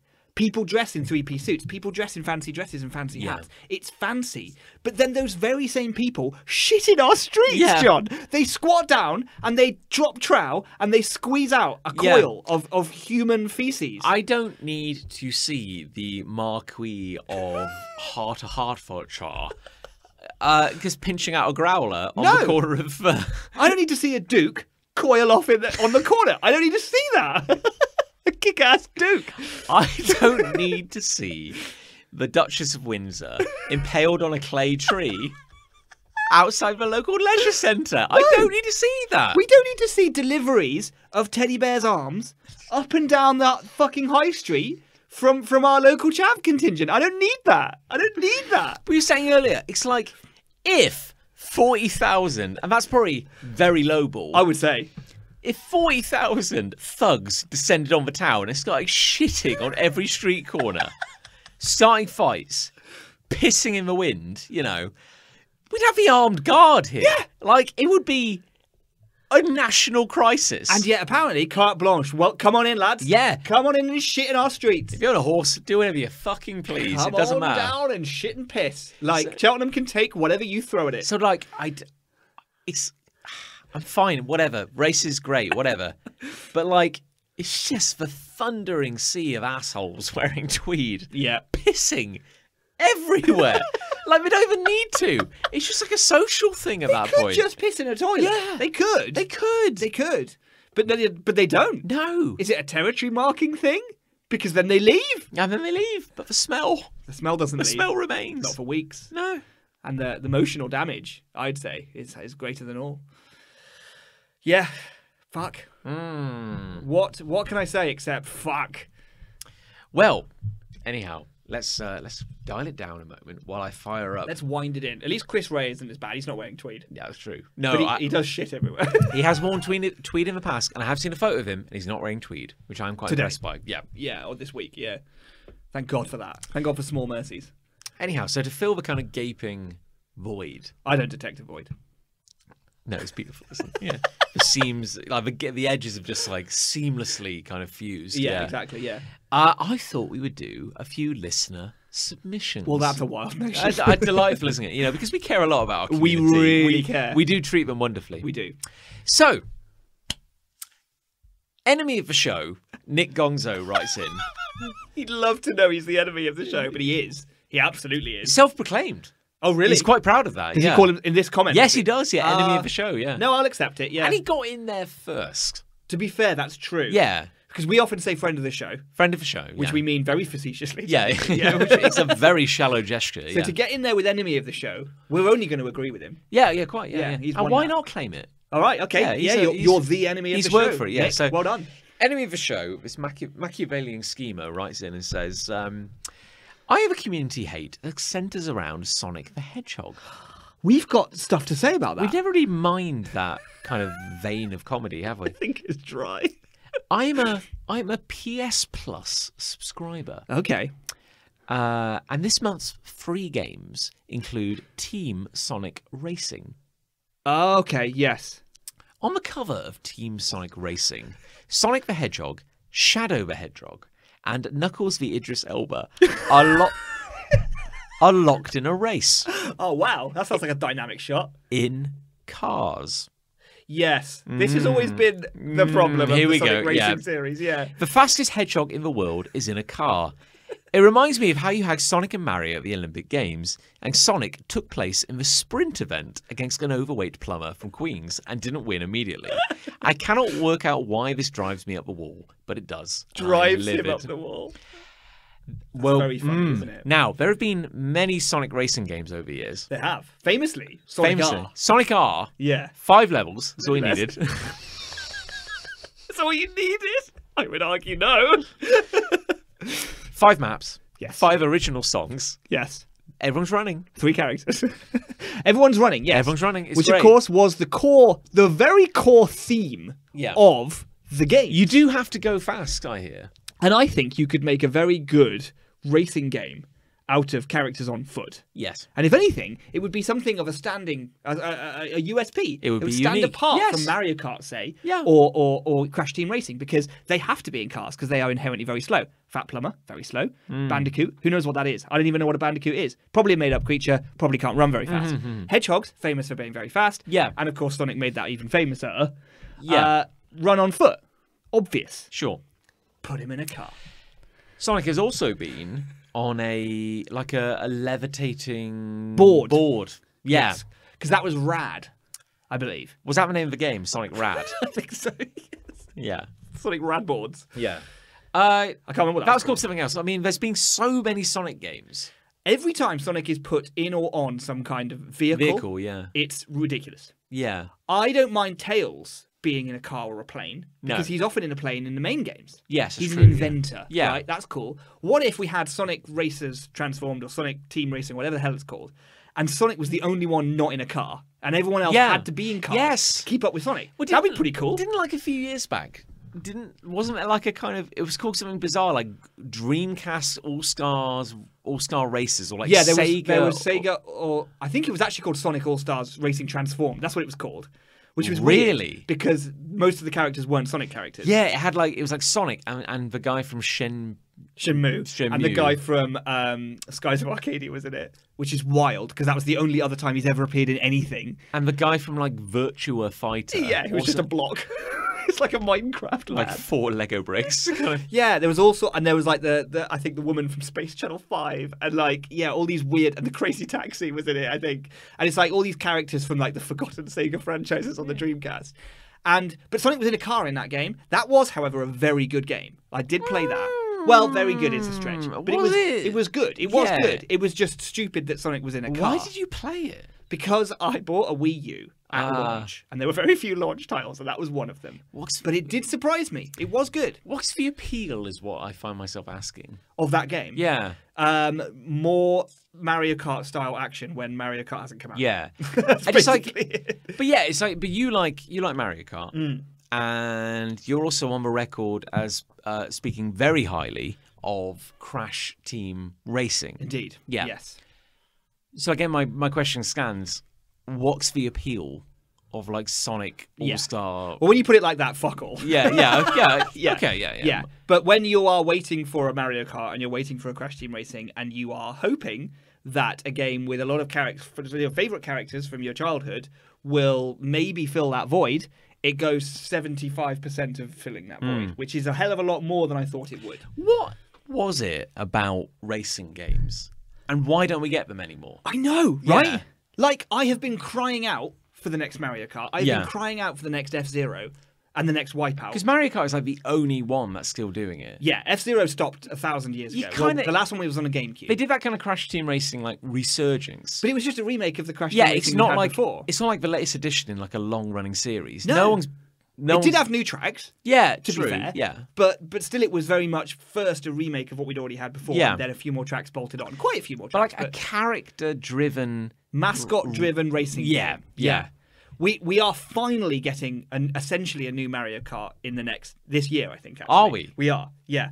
Although it's basically bolted on tracks to Mario Kart 8, I think. Right. Okay. But there's no point in them making a new game. They may as well just add more content. But in a way, that's like getting a new Mario Kart. So finally, it's happening. But it was so weird, wasn't it? Because you'd have like a franchise with nothing to do with racing. No. But then you go You like drop them all in cars. Yeah, and Mario is almost like that. You shouldn't compare yourself to Mario because it's like Mario's done everything. Mario, yeah, he at this point it doesn't matter that he's a plumber. Yeah. In fact, Nintendo have gone out of their way to say he's not a plumber anymore. Oh, he is a He is a 25-year-old young man, apparently. And I don't think he's from Italy either. He's not Italian. But he's done like Mario's done golf. Yeah, He's done football. He's done football. He's done tennis. He's done tactical battles against rabbits. Yeah, you know. He's done it all. Like He's done it all. let's not compare yourself to Mario. He's fought in a martial arts tournament. That's true. Yeah. But it's like there aren't many surviving mascots anymore. Like No. Mario ate them all to maintain his He power. killed them and wore their skin. But it would be like Spyro the Dragon, and then going like Spyro Racers evolved. I don't you know that doesn't exist. I have a feeling it actually might. But it's like, what was it where you were like, as a developer, where you're like, let's put them in cars? Yeah. Why not? You know. I kind of get it. Like, it's probably very easy. Well, it's very easy to make a very simple one. Comparatively easy. Yes. Yeah. Yeah, because really, the engine already exists. Yeah. Kart racing engines already exist. So if you just reskin it with your characters, done. That's all you need. And maybe some of the games reinvented shit. Diddy Kong Racing reinvented shit. Let's get planes and hovercrafts. Diddy Kong Racing. That was great. That's a classic one. But then yeah. that was rare. So of course they did a Yeah. great job. But like, yeah, I would say that Sonic All-Stars Racing Transformed and the new one, Sonic Team, whatever it's called, Sonic Team Racing, this is the Yeah. one he's talking about, which I've heard is a lot worse than All-Stars Racing Transformed. Right. Yeah. Because it's got this weird, like, relay race mechanic where you're controlling 3 cars at a time. What? You control a team of cars on the track. And you can, at some point, you can sort of change which car you're controlling. Oh, sure. Or, like, boost one from another one or something weird like that. It's very weird. I guess we've got to try and make it. Yeah. You've got to have something, I suppose. You've got to have a at gimmick, this point. Yeah. I guess. But, like... But it still comes down to the fact that Mario can be everything because he's kind of nothing to start with. He's just a guy, right? He's a guy who can jump. Sonic has a thing. Sonic goes fast. So why put him in a car? Of all the things you're going to do. Yeah, I remember, again, Sonic R came out in, like, what was it, 1984 or something like that. Yeah, like, turn of the century. I would say almost objectively not a good game. Very bad game, but... Very bad game, but at least he's running. At least he's running. Yeah. At least they're all running. They're all running. It's great, I think. Yeah. Uh, I think you could make that work, and I think they should lean into that. yeah. But then I don't think Sonic Team has known what to do with Sonic for The 100 moment years. they put him on a snowboard, like a hoverboard, I was like, what's this about? You've lost your What's way. this about? He can't use his legs. No. He can't use his inherent speed No, because he's got a Chaos Emerald inside him that Long Claw gave him. I don't know. that he swallowed. Yeah.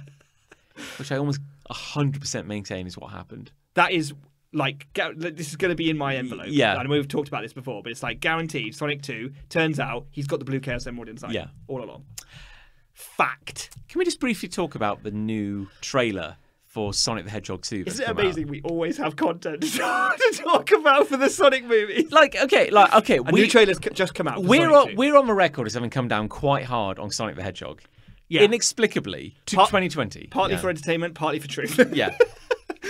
Inexplicably, we're wrong.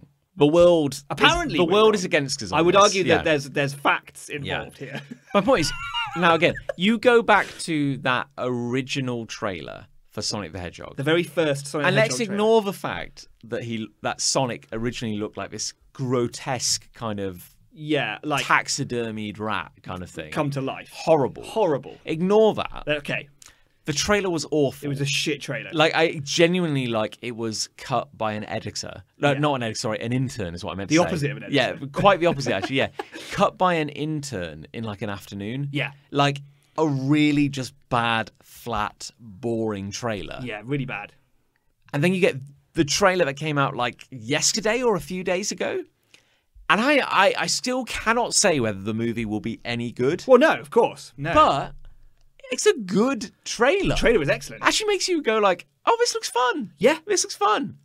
But like also like not only a good trailer, but a trailer that sets up what looks to be quite a good film. It sells the movie. Exactly. Which is what you want a trailer to do. Which is not what that awful first trailer did for the first movie. Not at all. You wanted to see it out of morbid fascination. You Yeah. wanted to see like, oh God, what's this car crash going to look like? If anything, I wanted to see that movie more than the movie I ended up seeing. Yeah. Because there's an alternate universe out there where that movie got made with that original Sonic model, and I want to see that movie. Real bad. I just, again, like, it's like they didn't want you to watch their movie. Yeah. It's like, it's awful. It's embarrassing. Bad Sonic model, bad trailer. Awful trailer. Let's have lot of James Marsden. Lot of and him. let's have 10 minutes of just Jim Carrey unscripted. Talking to an And the army man. director is too scared to yell cut. Yeah.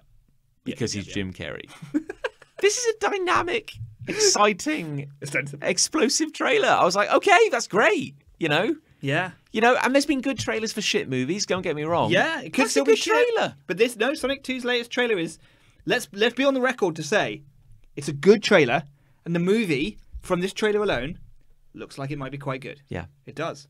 I'm prepared to say that. I'm cautious. Yes. I haven't got some sort of bias here. Like I'm just gonna say it how it is. I'm gonna say it how I see it. I saw Sonic 1. I didn't think much of it. And I'm gonna see this trailer. It looks pretty good. That's what I'm gonna say. That's what I'm going to say. It's just how I see it. I'm just hey, I'm just gonna say how I see it. Anyhow. I like this. Well, take it up a notch. Sure. Oh yeah, energy up. Friend of the show. Oh. Daniel Hermes. Yes. Writes in. Friend of the show. Yes.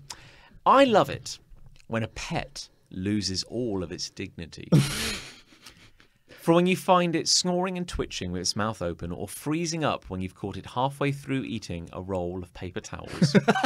Those little moments can bring unparalleled joy. They just have no shame. It's delightful. Yeah. Cats almost have this like air of being embarrassed for a split second, but then they almost like they walk it off to the degree where they assume that you just didn't see anything. So you saw nothing. And it's fine. And I'm great. Oh, as always. Yeah.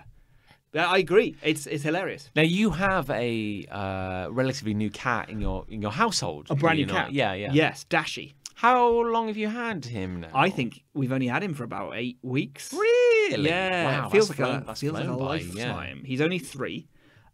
He's quite large. He's a chunky boy. He is chunky, but Yeah. he's also pure muscle though. Yeah, Yeah, he's like when you really- pick him up, it's very taut, but Yeah. also very dense, kind of like a neutron star. Mm-hmm. And he still, in his mind, is a kitten, but in his body, he's a full-grown adult cat. He's a man. He's a man. He's a man. Yeah. He's like Tom Hanks in Big, but in cat form. So he still moves and acts and throws himself around as though he is like under a kilogram in weight. But the truth is, he could smash a plate glass window without a second thought. Well, it's weird because when I'm around your house and we're working, I get to interact with Dashi. He's a totally chill, lovely cat. It's great.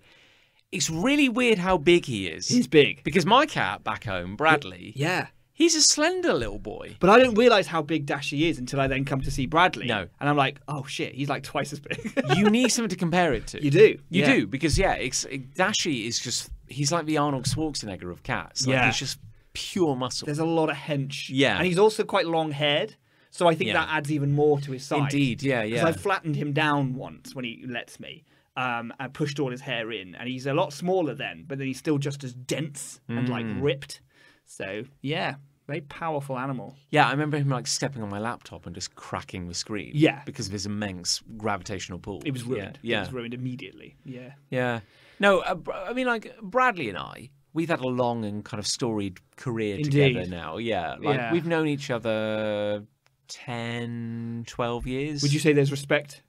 both ways. A mutual respect. A mutual I respect. think we're getting on better now than we've ever gotten on. Brilliant. Because, I mean, he did claw my face off in the first months of getting to know him. Fine. Yeah, fine. like I had blood pouring down my face. I mean, there's been times I've wanted to do that to you. Yeah, indeed. Yeah.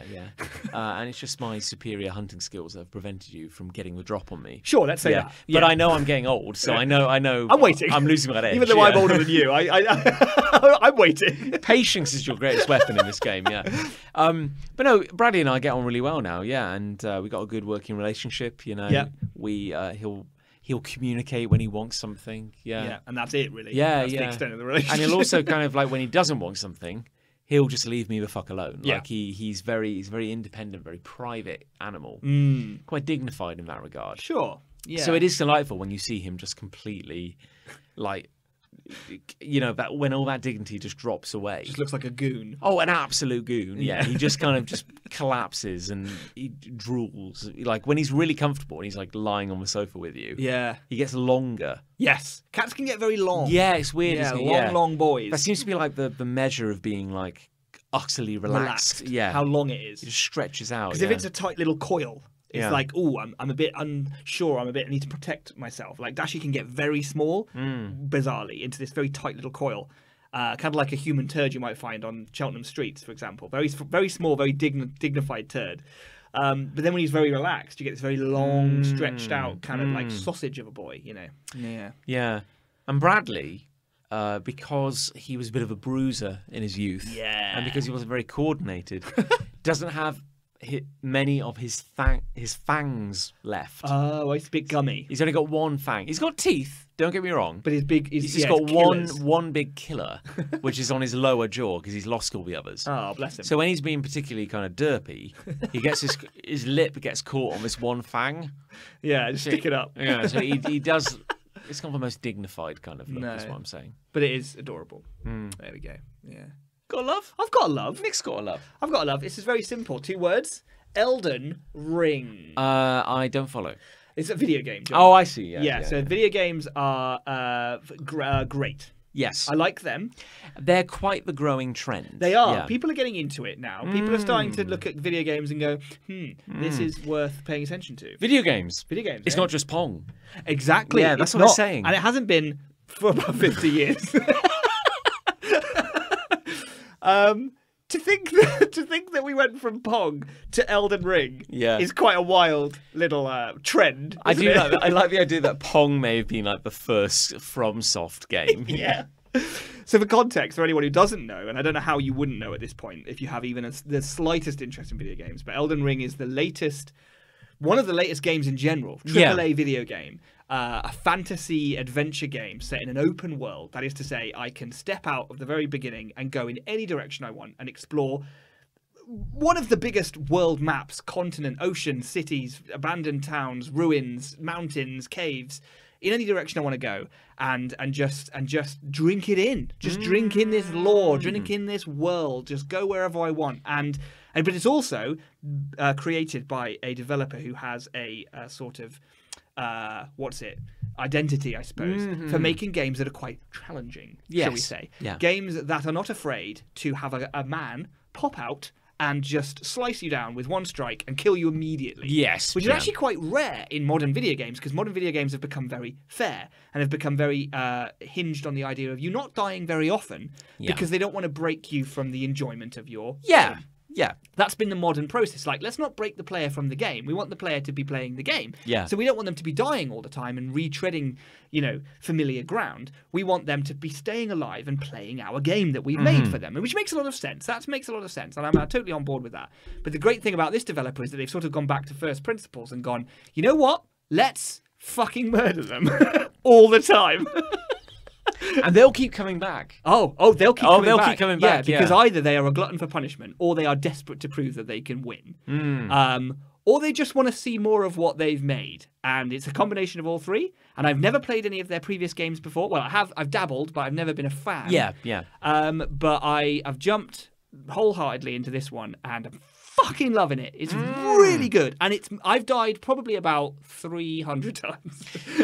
That's probably fair, isn't And it? I'm very, Yeah. very new to the game. Yeah. Well, again, I'm just very grateful to be on the sidelines and just see this kind of transformation. Yes. Complete. Yeah. Yes, because, indeed. You've been because you Yes. have been a hardcore fan Yes. of From Software, the guys who make this game, with their previous titles for Yes. a very long time. I'm also not very good to kind of all right. I feel like that's my kind of like. I think you're doing yourself a disservice. Well, But you're definitely better at Dark Souls than I am.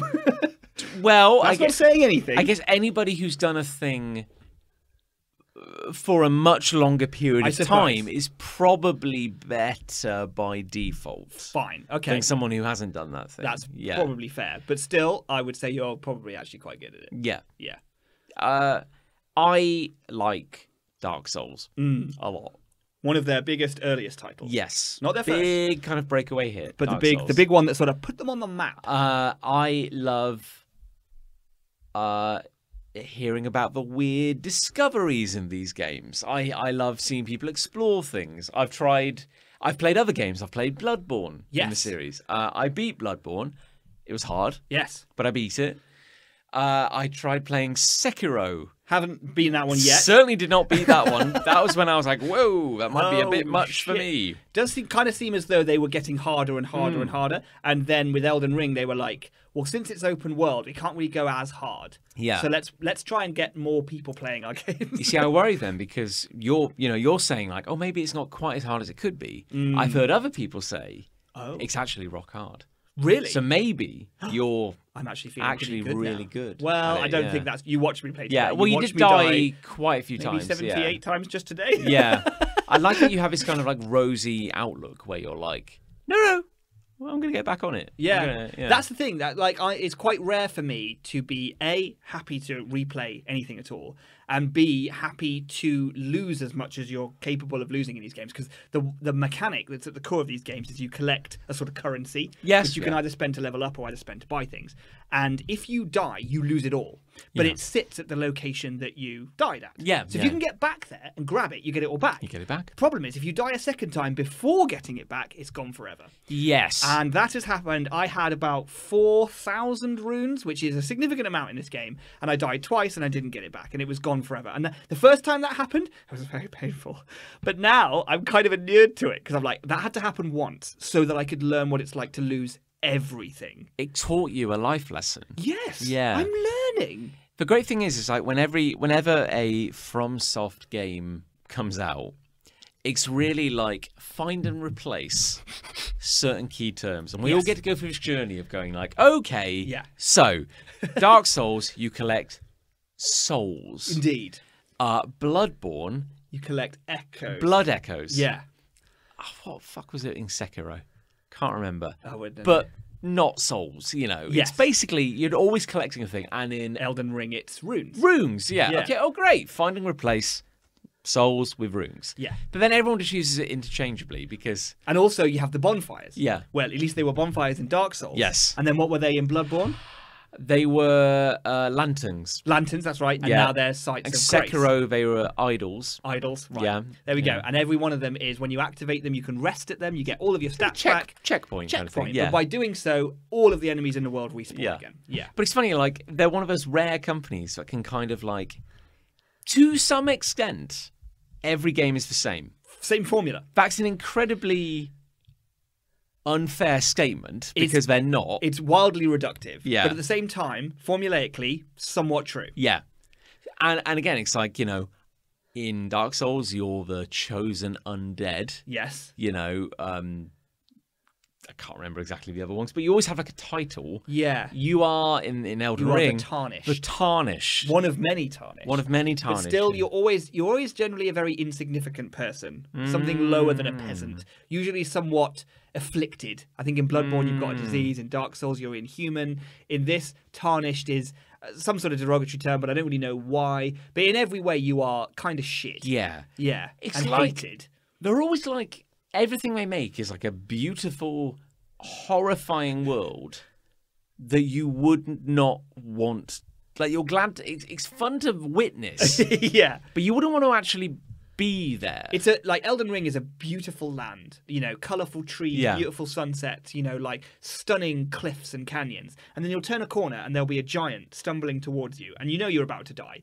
And his guts are all hanging out. And he's got this weird face, and he doesn't look like anything you've ever seen before. And it's both vile, disgusting, but you can't look away, and it's beautiful, And it's like, I don't mind that I get slammed to pieces by his hammer, because just good God, I've never seen anything like that before, and I never want to see it again. It's mad. I'll turn every time I play it, I will go, oh, I haven't been over there. I'll just wander over there. I'll probably die. There'll be something that'll jump out at me or whatever. Like I was playing with you at lunchtime today, a massive lobster came out of nowhere, fired a jet of water at me from about a mile away. I died instantly. You didn't even see it coming, no? Didn't even see it coming. Just laughed. Yeah. I was like, I guess I'll go a different way next time. And I do. And then you also crept behind a dragon. A massive dragon. And stole his secret wares. It seemed as though the game was saying, you have to fight this boss to get that key.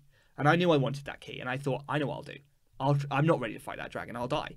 I'll sneak up behind the dragon, sneak into his little den, steal the key, and then run away as a coward. Yeah. And I did that, and I succeeded. And you felt good about it. I felt pretty good. I didn't fight that dragon. I never will. And then you went into a tunnel, and you got killed by a bunch of wizard men. Who were hiding in a cave. Who were wearing big stone...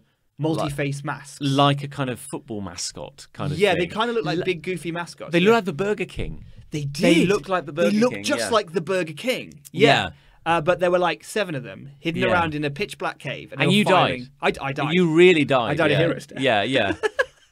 After sneaking a key out of a dragon's den, I died at the hands of 17 Burger Kings. Yeah.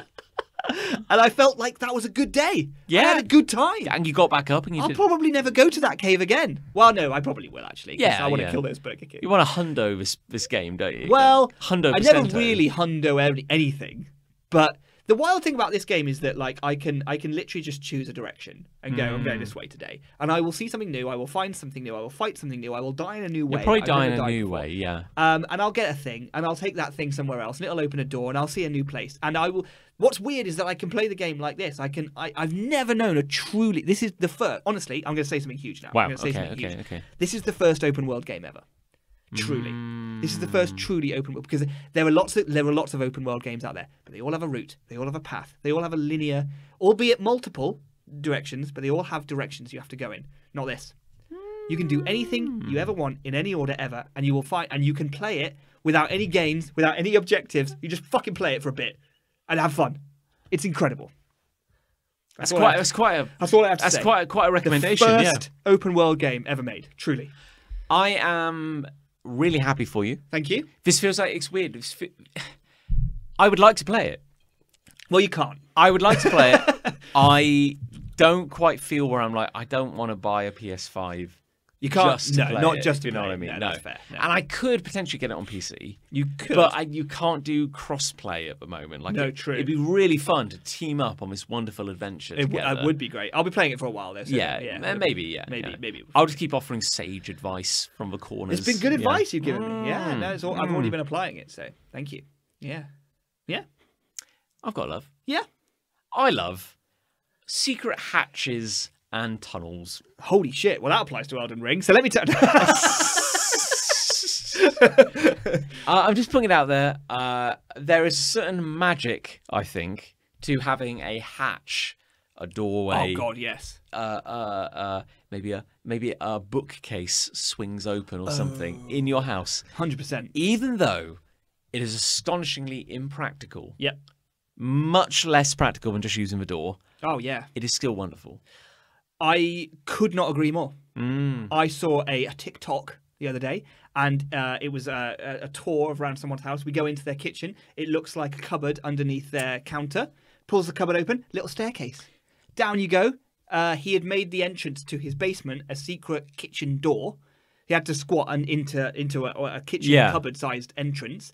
Down he goes, little basement down there. Little hidden den. And he I don't know, sealed up the other entrance to his basement, made it just access through the kitchen. Wild. I loved it. It was super impractical, but amazing. Well, we've been. There is a YouTuber, very popular old school YouTuber called Colin Furs. Indeed, I'm aware. Now, I'm horrified because I do feel we've had this conversation before, and I don't know if it was on the podcast or just in general. We have had life. this conversation, but I don't think it was on the podcast. Sure. I think it was in a brewery. We were having a beer. Yes, So it's all good. that's cool. Okay, it's Yeah. all good. Yeah. So he's an old school British YouTuber from the is. early days of the platform. He's been making shit for years. Yeah. He's a bit of a goon, Yeah. Bit of a lad. a bit goofy. Yeah. You know, but to his credit, He's a maker. he can actually make it astonishing things. A lot of welding, a lot of engineering, a lot of electronics. He's made a jet engine. Yes. Like in his shed. Yes. Like that kind of stuff. I was like, oh, okay, so this guy, he just slaps a few things together. No, he actually kind of knows what he's talking about. Yeah. It's kind of wild, actually. It actually is, yeah. He built a jet engine, he put it on a bike. He made a drivable hot tub once where he sealed the inside of a BMW, filled it with hot water, and then could drive it. But he was up to his chest in water, but he was driving it around. Amazing. I don't even know how you do that. He's made occasionally he gets, as a movie tie-in, he gets commissioned to make he made Wolverine claws. He did. Way back in the 2000s. I think he made a Hulkbuster armor. Oh, Jesus, yeah. Yeah, that actually moved as well. For Spider-Man's, he made magnetic boots so he could walk on the ceiling. Incredible. He made for Sekiro, a FromSoft game. Connections. He made a trick arm. So he got. That's right. Because an axe folds out of the arm. Spring-loaded axe that would Yeah, come out of his that's hand. very That was cool. very cool. Yeah. So he has it started during the old COVID business, but he decided to dig a tunnel under his house. That's right. Yes. Because a few years back, he made a bunker in his garden. Underneath his garden. Underneath his shed as well. So Yes, the shed is the access, isn't it? yeah. Yeah, and go there's in the shed, there's a hatch. You go down, and so it's like a proper steel-lined... Well, he made it into like his kind of cave. So He's got like his guitars and his drums down there. He's got a sofa, he's got a TV. big TV. Yeah. You know, and again, it's not just like a big hole in the ground. He's put in, again, lighting, a ventilation system, electricity. It looks like a proper room, except it's got metal walls and no windows. Yeah, it's cool, you know. And he's got a mate who is very clearly a Bazzy Pete, if there was ever one, you know, who runs a JCB. You know? Right, yeah. So they'll just come and dig up the entire garden. Brilliant. So he's always had a bunker at the bottom of his garden. Yes. And he's like, what if I had a tunnel that went from like my garage, which is like his main workshop, Yeah. to my bunker, So it goes down and then out into the garden. heads down into the underground. garden. Yeah. But then he was like, and also, what if it branched Oh my god. and it went branched tunnel. into my house? Incredible. So it's not just it exits into the garage, but it also exits into the house main. So he's just finished it. He's been working on it for a few years. He's posted like sporadic videos. Years. It goes... But yeah, like, again, this is where I'm like, he's not a complete idiot. He acts like an idiot, but he actually knows what he's doing. Like, again, he brought this tunnel under his house. The house didn't collapse. Yeah, this is it. And it Foundations. came up under the foundations, into the kitchen. Fuck. And again, it's like, you know, you're watching a thing and you just go like, this seems illegal. Yeah. This, like, how is he allowed to do this? Could I do this? Well, With the knowledge. In principle, if you own a house, and I say own your house, like if the Own bank, outright. if the bank owns your house, I don't know, but like, If you're paying a mortgage. yeah, well, I guess the bank may have something to say in the matter. Yeah, this is the thing, isn't it? Because you might be endangering their investment. Their investment, yeah, But if you get planning permission and you own the house outright. yeah, because isn't there a thing where technically, if you own a house in the UK, it's a bit different in America. There's different legal rules. Okay. But like, don't you own all the land under your house going down to the planet core, and all the air above your house going up to like You own space? the airspace as well. Yeah. Do you? I thought Isn't you there probably... something weird like that, or But I mean, an airplane could fly over your house. I guess it could. Yeah, that's not really Yeah. enforceable. No, No, well, no. But I suppose I could fly a drone straight up. I suppose. Although maybe you can't, because then you can No, see into probably people's not. gardens. But it's like, don't you? Isn't it like technically everything below you? I was pretty belongs sure to you owned everything below you. Yeah. Which would make sense for the digging part of things. Yeah, so then it wouldn't be an issue, would it? You could just go No, down. as long as you owned it. Yeah. Owned it. Because also, like, he must have gotten planning permission, which I know is a big deal over here. Like, you've This got is the to... funny thing, isn't it? It's like would this add value to his house, or would it have the opposite effect? Is it Because it's unsellable? Who the fuck is going to buy this mental house that's got weird corridors underneath it and then a bunker? I mean, I'd buy it. I would fucking buy it in a heartbeat. Yeah, if I had infinite money. So he's got it where it's like because he built it again to his credit so well. Yeah, the tunnel comes under the edge of the house. Incredible.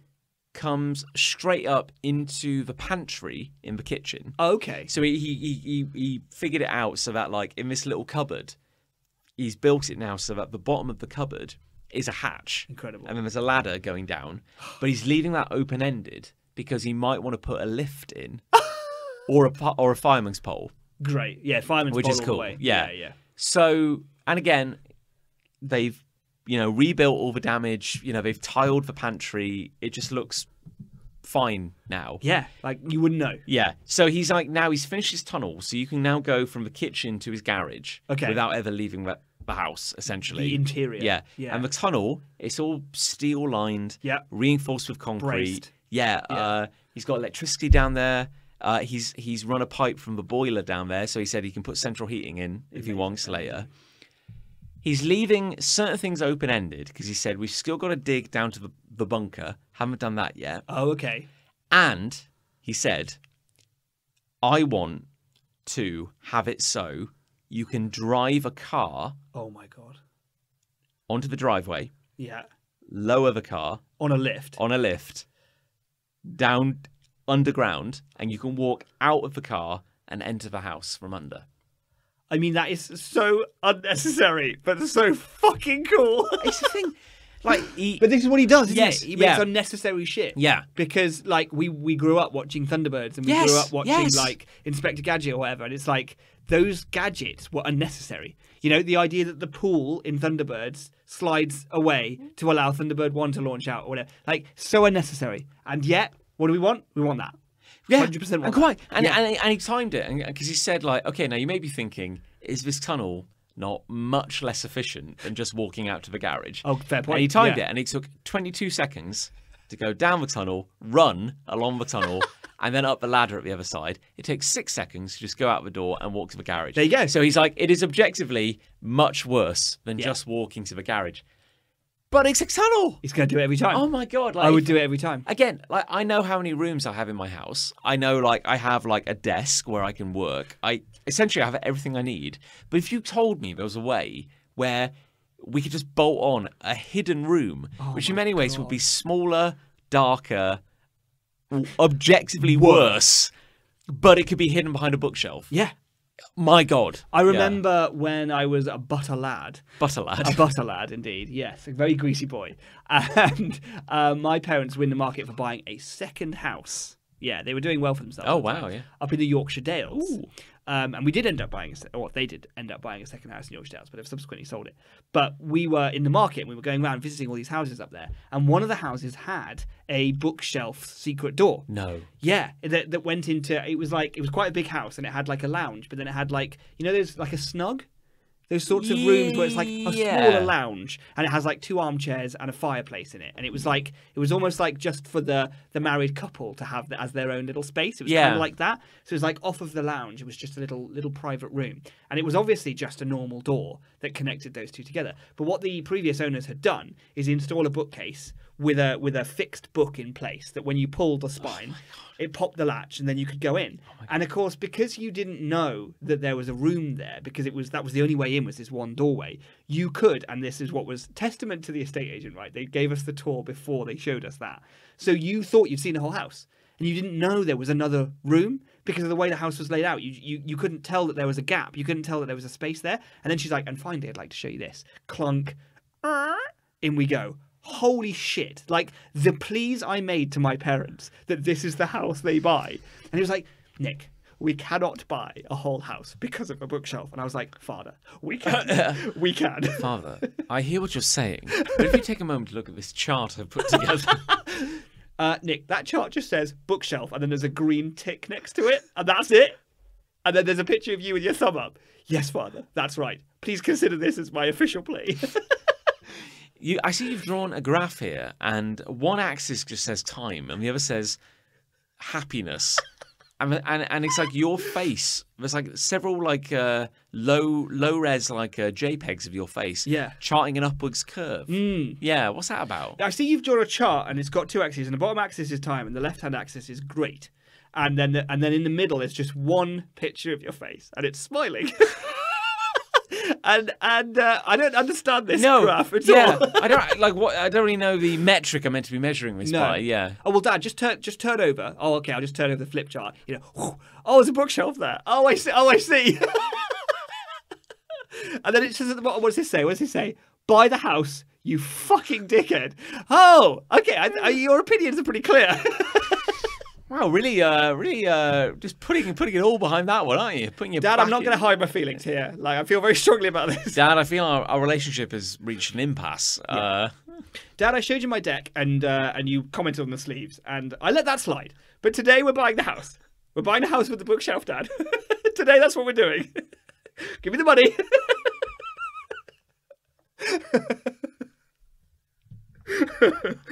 Oh, but they didn't buy it. No. They bought a much more boring house, actually. Yeah. I guess just a house. I guess like there's a certain worldview, I would say, if you're gonna have like a hidden room, it should be like a panic room.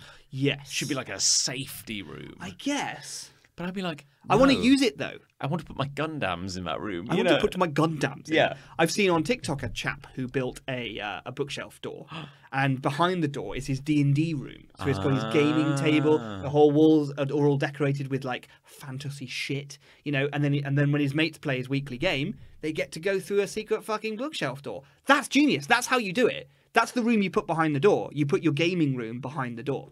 You put a room that you use all the time. I guess the problem is I'd be like, this is why I hate that I'm a practical person. Because I'm like, I'd love it and I want it so much. But I also be thinking like, if I have that space, I wouldn't want to hide it away. No, you know? true. Oh, you've got to have a room that is only accessible through one doorway.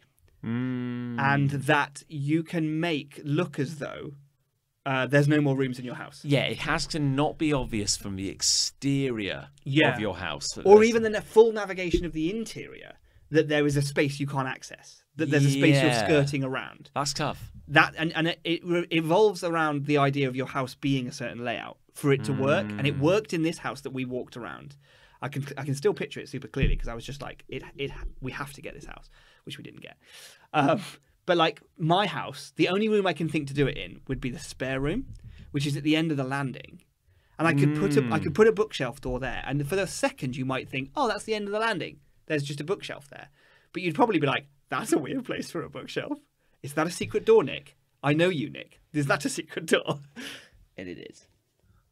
And even then, it would just be the guest room. I wouldn't get to use it. The guests would get to use it. That's not fair. I'm torn now. Unless you've got like a big sprawling kind of mansion. I know. It's not going to happen, is it? But this room we're in right now, your podcast studio, yeah. This is your spare room, essentially. Yes, it is, yeah. And it's like, what if you did it for this? But again, it has an exterior window. It does have an exterior window. That would be a bit of a giveaway. And so does my house is essentially a cube. Yes. Well, so is mine, really. I think it would be quite noticeable to somebody to go like, you're just missing a quarter. Where? Now, I have to say, behind you, there is a built-in cupboard. There is a cupboard there. Which I think a year or two ago, during like the first lockdown or whatever, in a heat wave, I kind of painted and refurbished, you know. Great. I remember a lot of sweat. Because it was so hot. That's why it smells when I sit here. Yeah, that'll be it. Yeah, that'll be it, yeah. And a lot of paint. But I do remember there was a moment where I just about finished kind of putting it all together, and I sat inside it. Oh, nice. Because I've put some fitted shelves in that cupboard. Indeed. And it's kind of tiny. It's not a big cupboard by any means. But you can sit in it. But it was at a point where it's like, you could fit one chair and one adult in that cupboard. And one small TV? Well, indeed. You know, it would be tight, but it would be a perfectly contained, safe... But it would be John's tight little space. And again, even though it's small... It's kind of bad. There's a security to it where you're like, I'll take it. The world doesn't know about this. Yeah. This is my space. This is my little space. This is my time. Yeah. Yeah. Agreed. The thing is, if we want this, we're gonna have to go down. It has to be a basement. That has to be the only. But also, I've paid off maybe 0.6% of my mortgage. Maybe less. And that, I mean, 0.6%. That's possibly floor. Just break it down by. That's what like. Oh, sure. Okay, let's see it this way. Maybe like a foot square, like a So square. that's how much I can go down. A square foot. Yeah. Okay, So if you're willing to work within a very narrow parameter, I'm willing. that's yours. That's Nick's space. That's Nick's That's little yours. Nick's yeah. little vertical coffin that I can make. All right then. But at least it would be yours. It would be fully mine. Yeah, with a little hatch on top for me to slaunch myself into. Ah, delightful. Anyhow, so we've reached that magical point in the day Yes. where we have to have a meaningless, arbitrary vote on what won, love or hate. We have to decide on a metric by which to govern this decision. Yes, to which kind we of- never have. To really just, the show is nothing if not rigorous and thorough. This is a science project. We are gradually assessing which wins overall. Yeah. Love or hate. I think I know. I can say it if you want. I think I know as well. An yeah. audio medium. Yeah, I probably should. I think love. I think love. Yeah, well, there you go. Oh, See, good. when Chris isn't yeah, here, this is it's what happens. fine. Isn't Yeah, it? it's a lot more positive. That was yeah. easy. Yeah. It's Yeah. easy, yeah. Yeah. Because I hate the things I hate, Oh, for sure. and I agree with your hate, Yeah. but I don't want to revel in it. No. I want to rise above it. Yeah. I don't want to roll around in it and coat my body in it.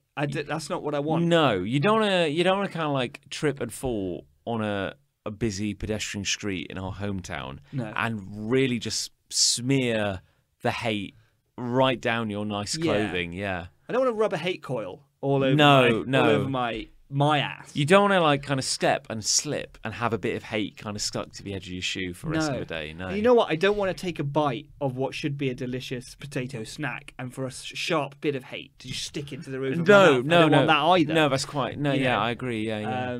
But to love. Now that To really love. and is that possible? No, well, indeed. I mean, When it comes to a video game and a love of hatches and corridors, well, maybe it is. You know, maybe that's true love all along. well, I'm going to say before we segue into a wonderful kind of just Finisher. outro, Yeah. we should say, and I'm going to get the business shit out of the Put way. your business hat on. I'm going to say, if you're enjoying the show, and It's you nearly know, over, so. our over 100 episodes of high quality content that's never really dipped or wavered. No, this level or lower. From Higher. Fuck. We set a low bar, and by God, we've reached it. That's the beauty of setting Yeah. a low bar. But if you enjoy the show, Reached it. there's a couple of things you can do to support us. You can leave us a review on the increasingly obsolete Apple Podcasts, which would be amazing. It'll die soon. Like it's just a sinking ship, but Just hanging on. But we would love it if you could log on. That or Spotify. You can now leave reviews on Spotify. Yeah.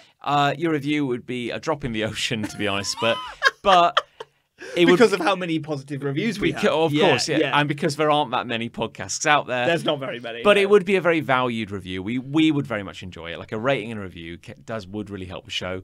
And also, if you're interested, we have a Patreon. Patreon.com/Big Punch Studios. You can get bonus episodes. You can get comics. You can get discount codes to all the cool shit we do. And know that you're supporting us. I know that you're supporting the show. Yeah. And definitely not Chris Ray.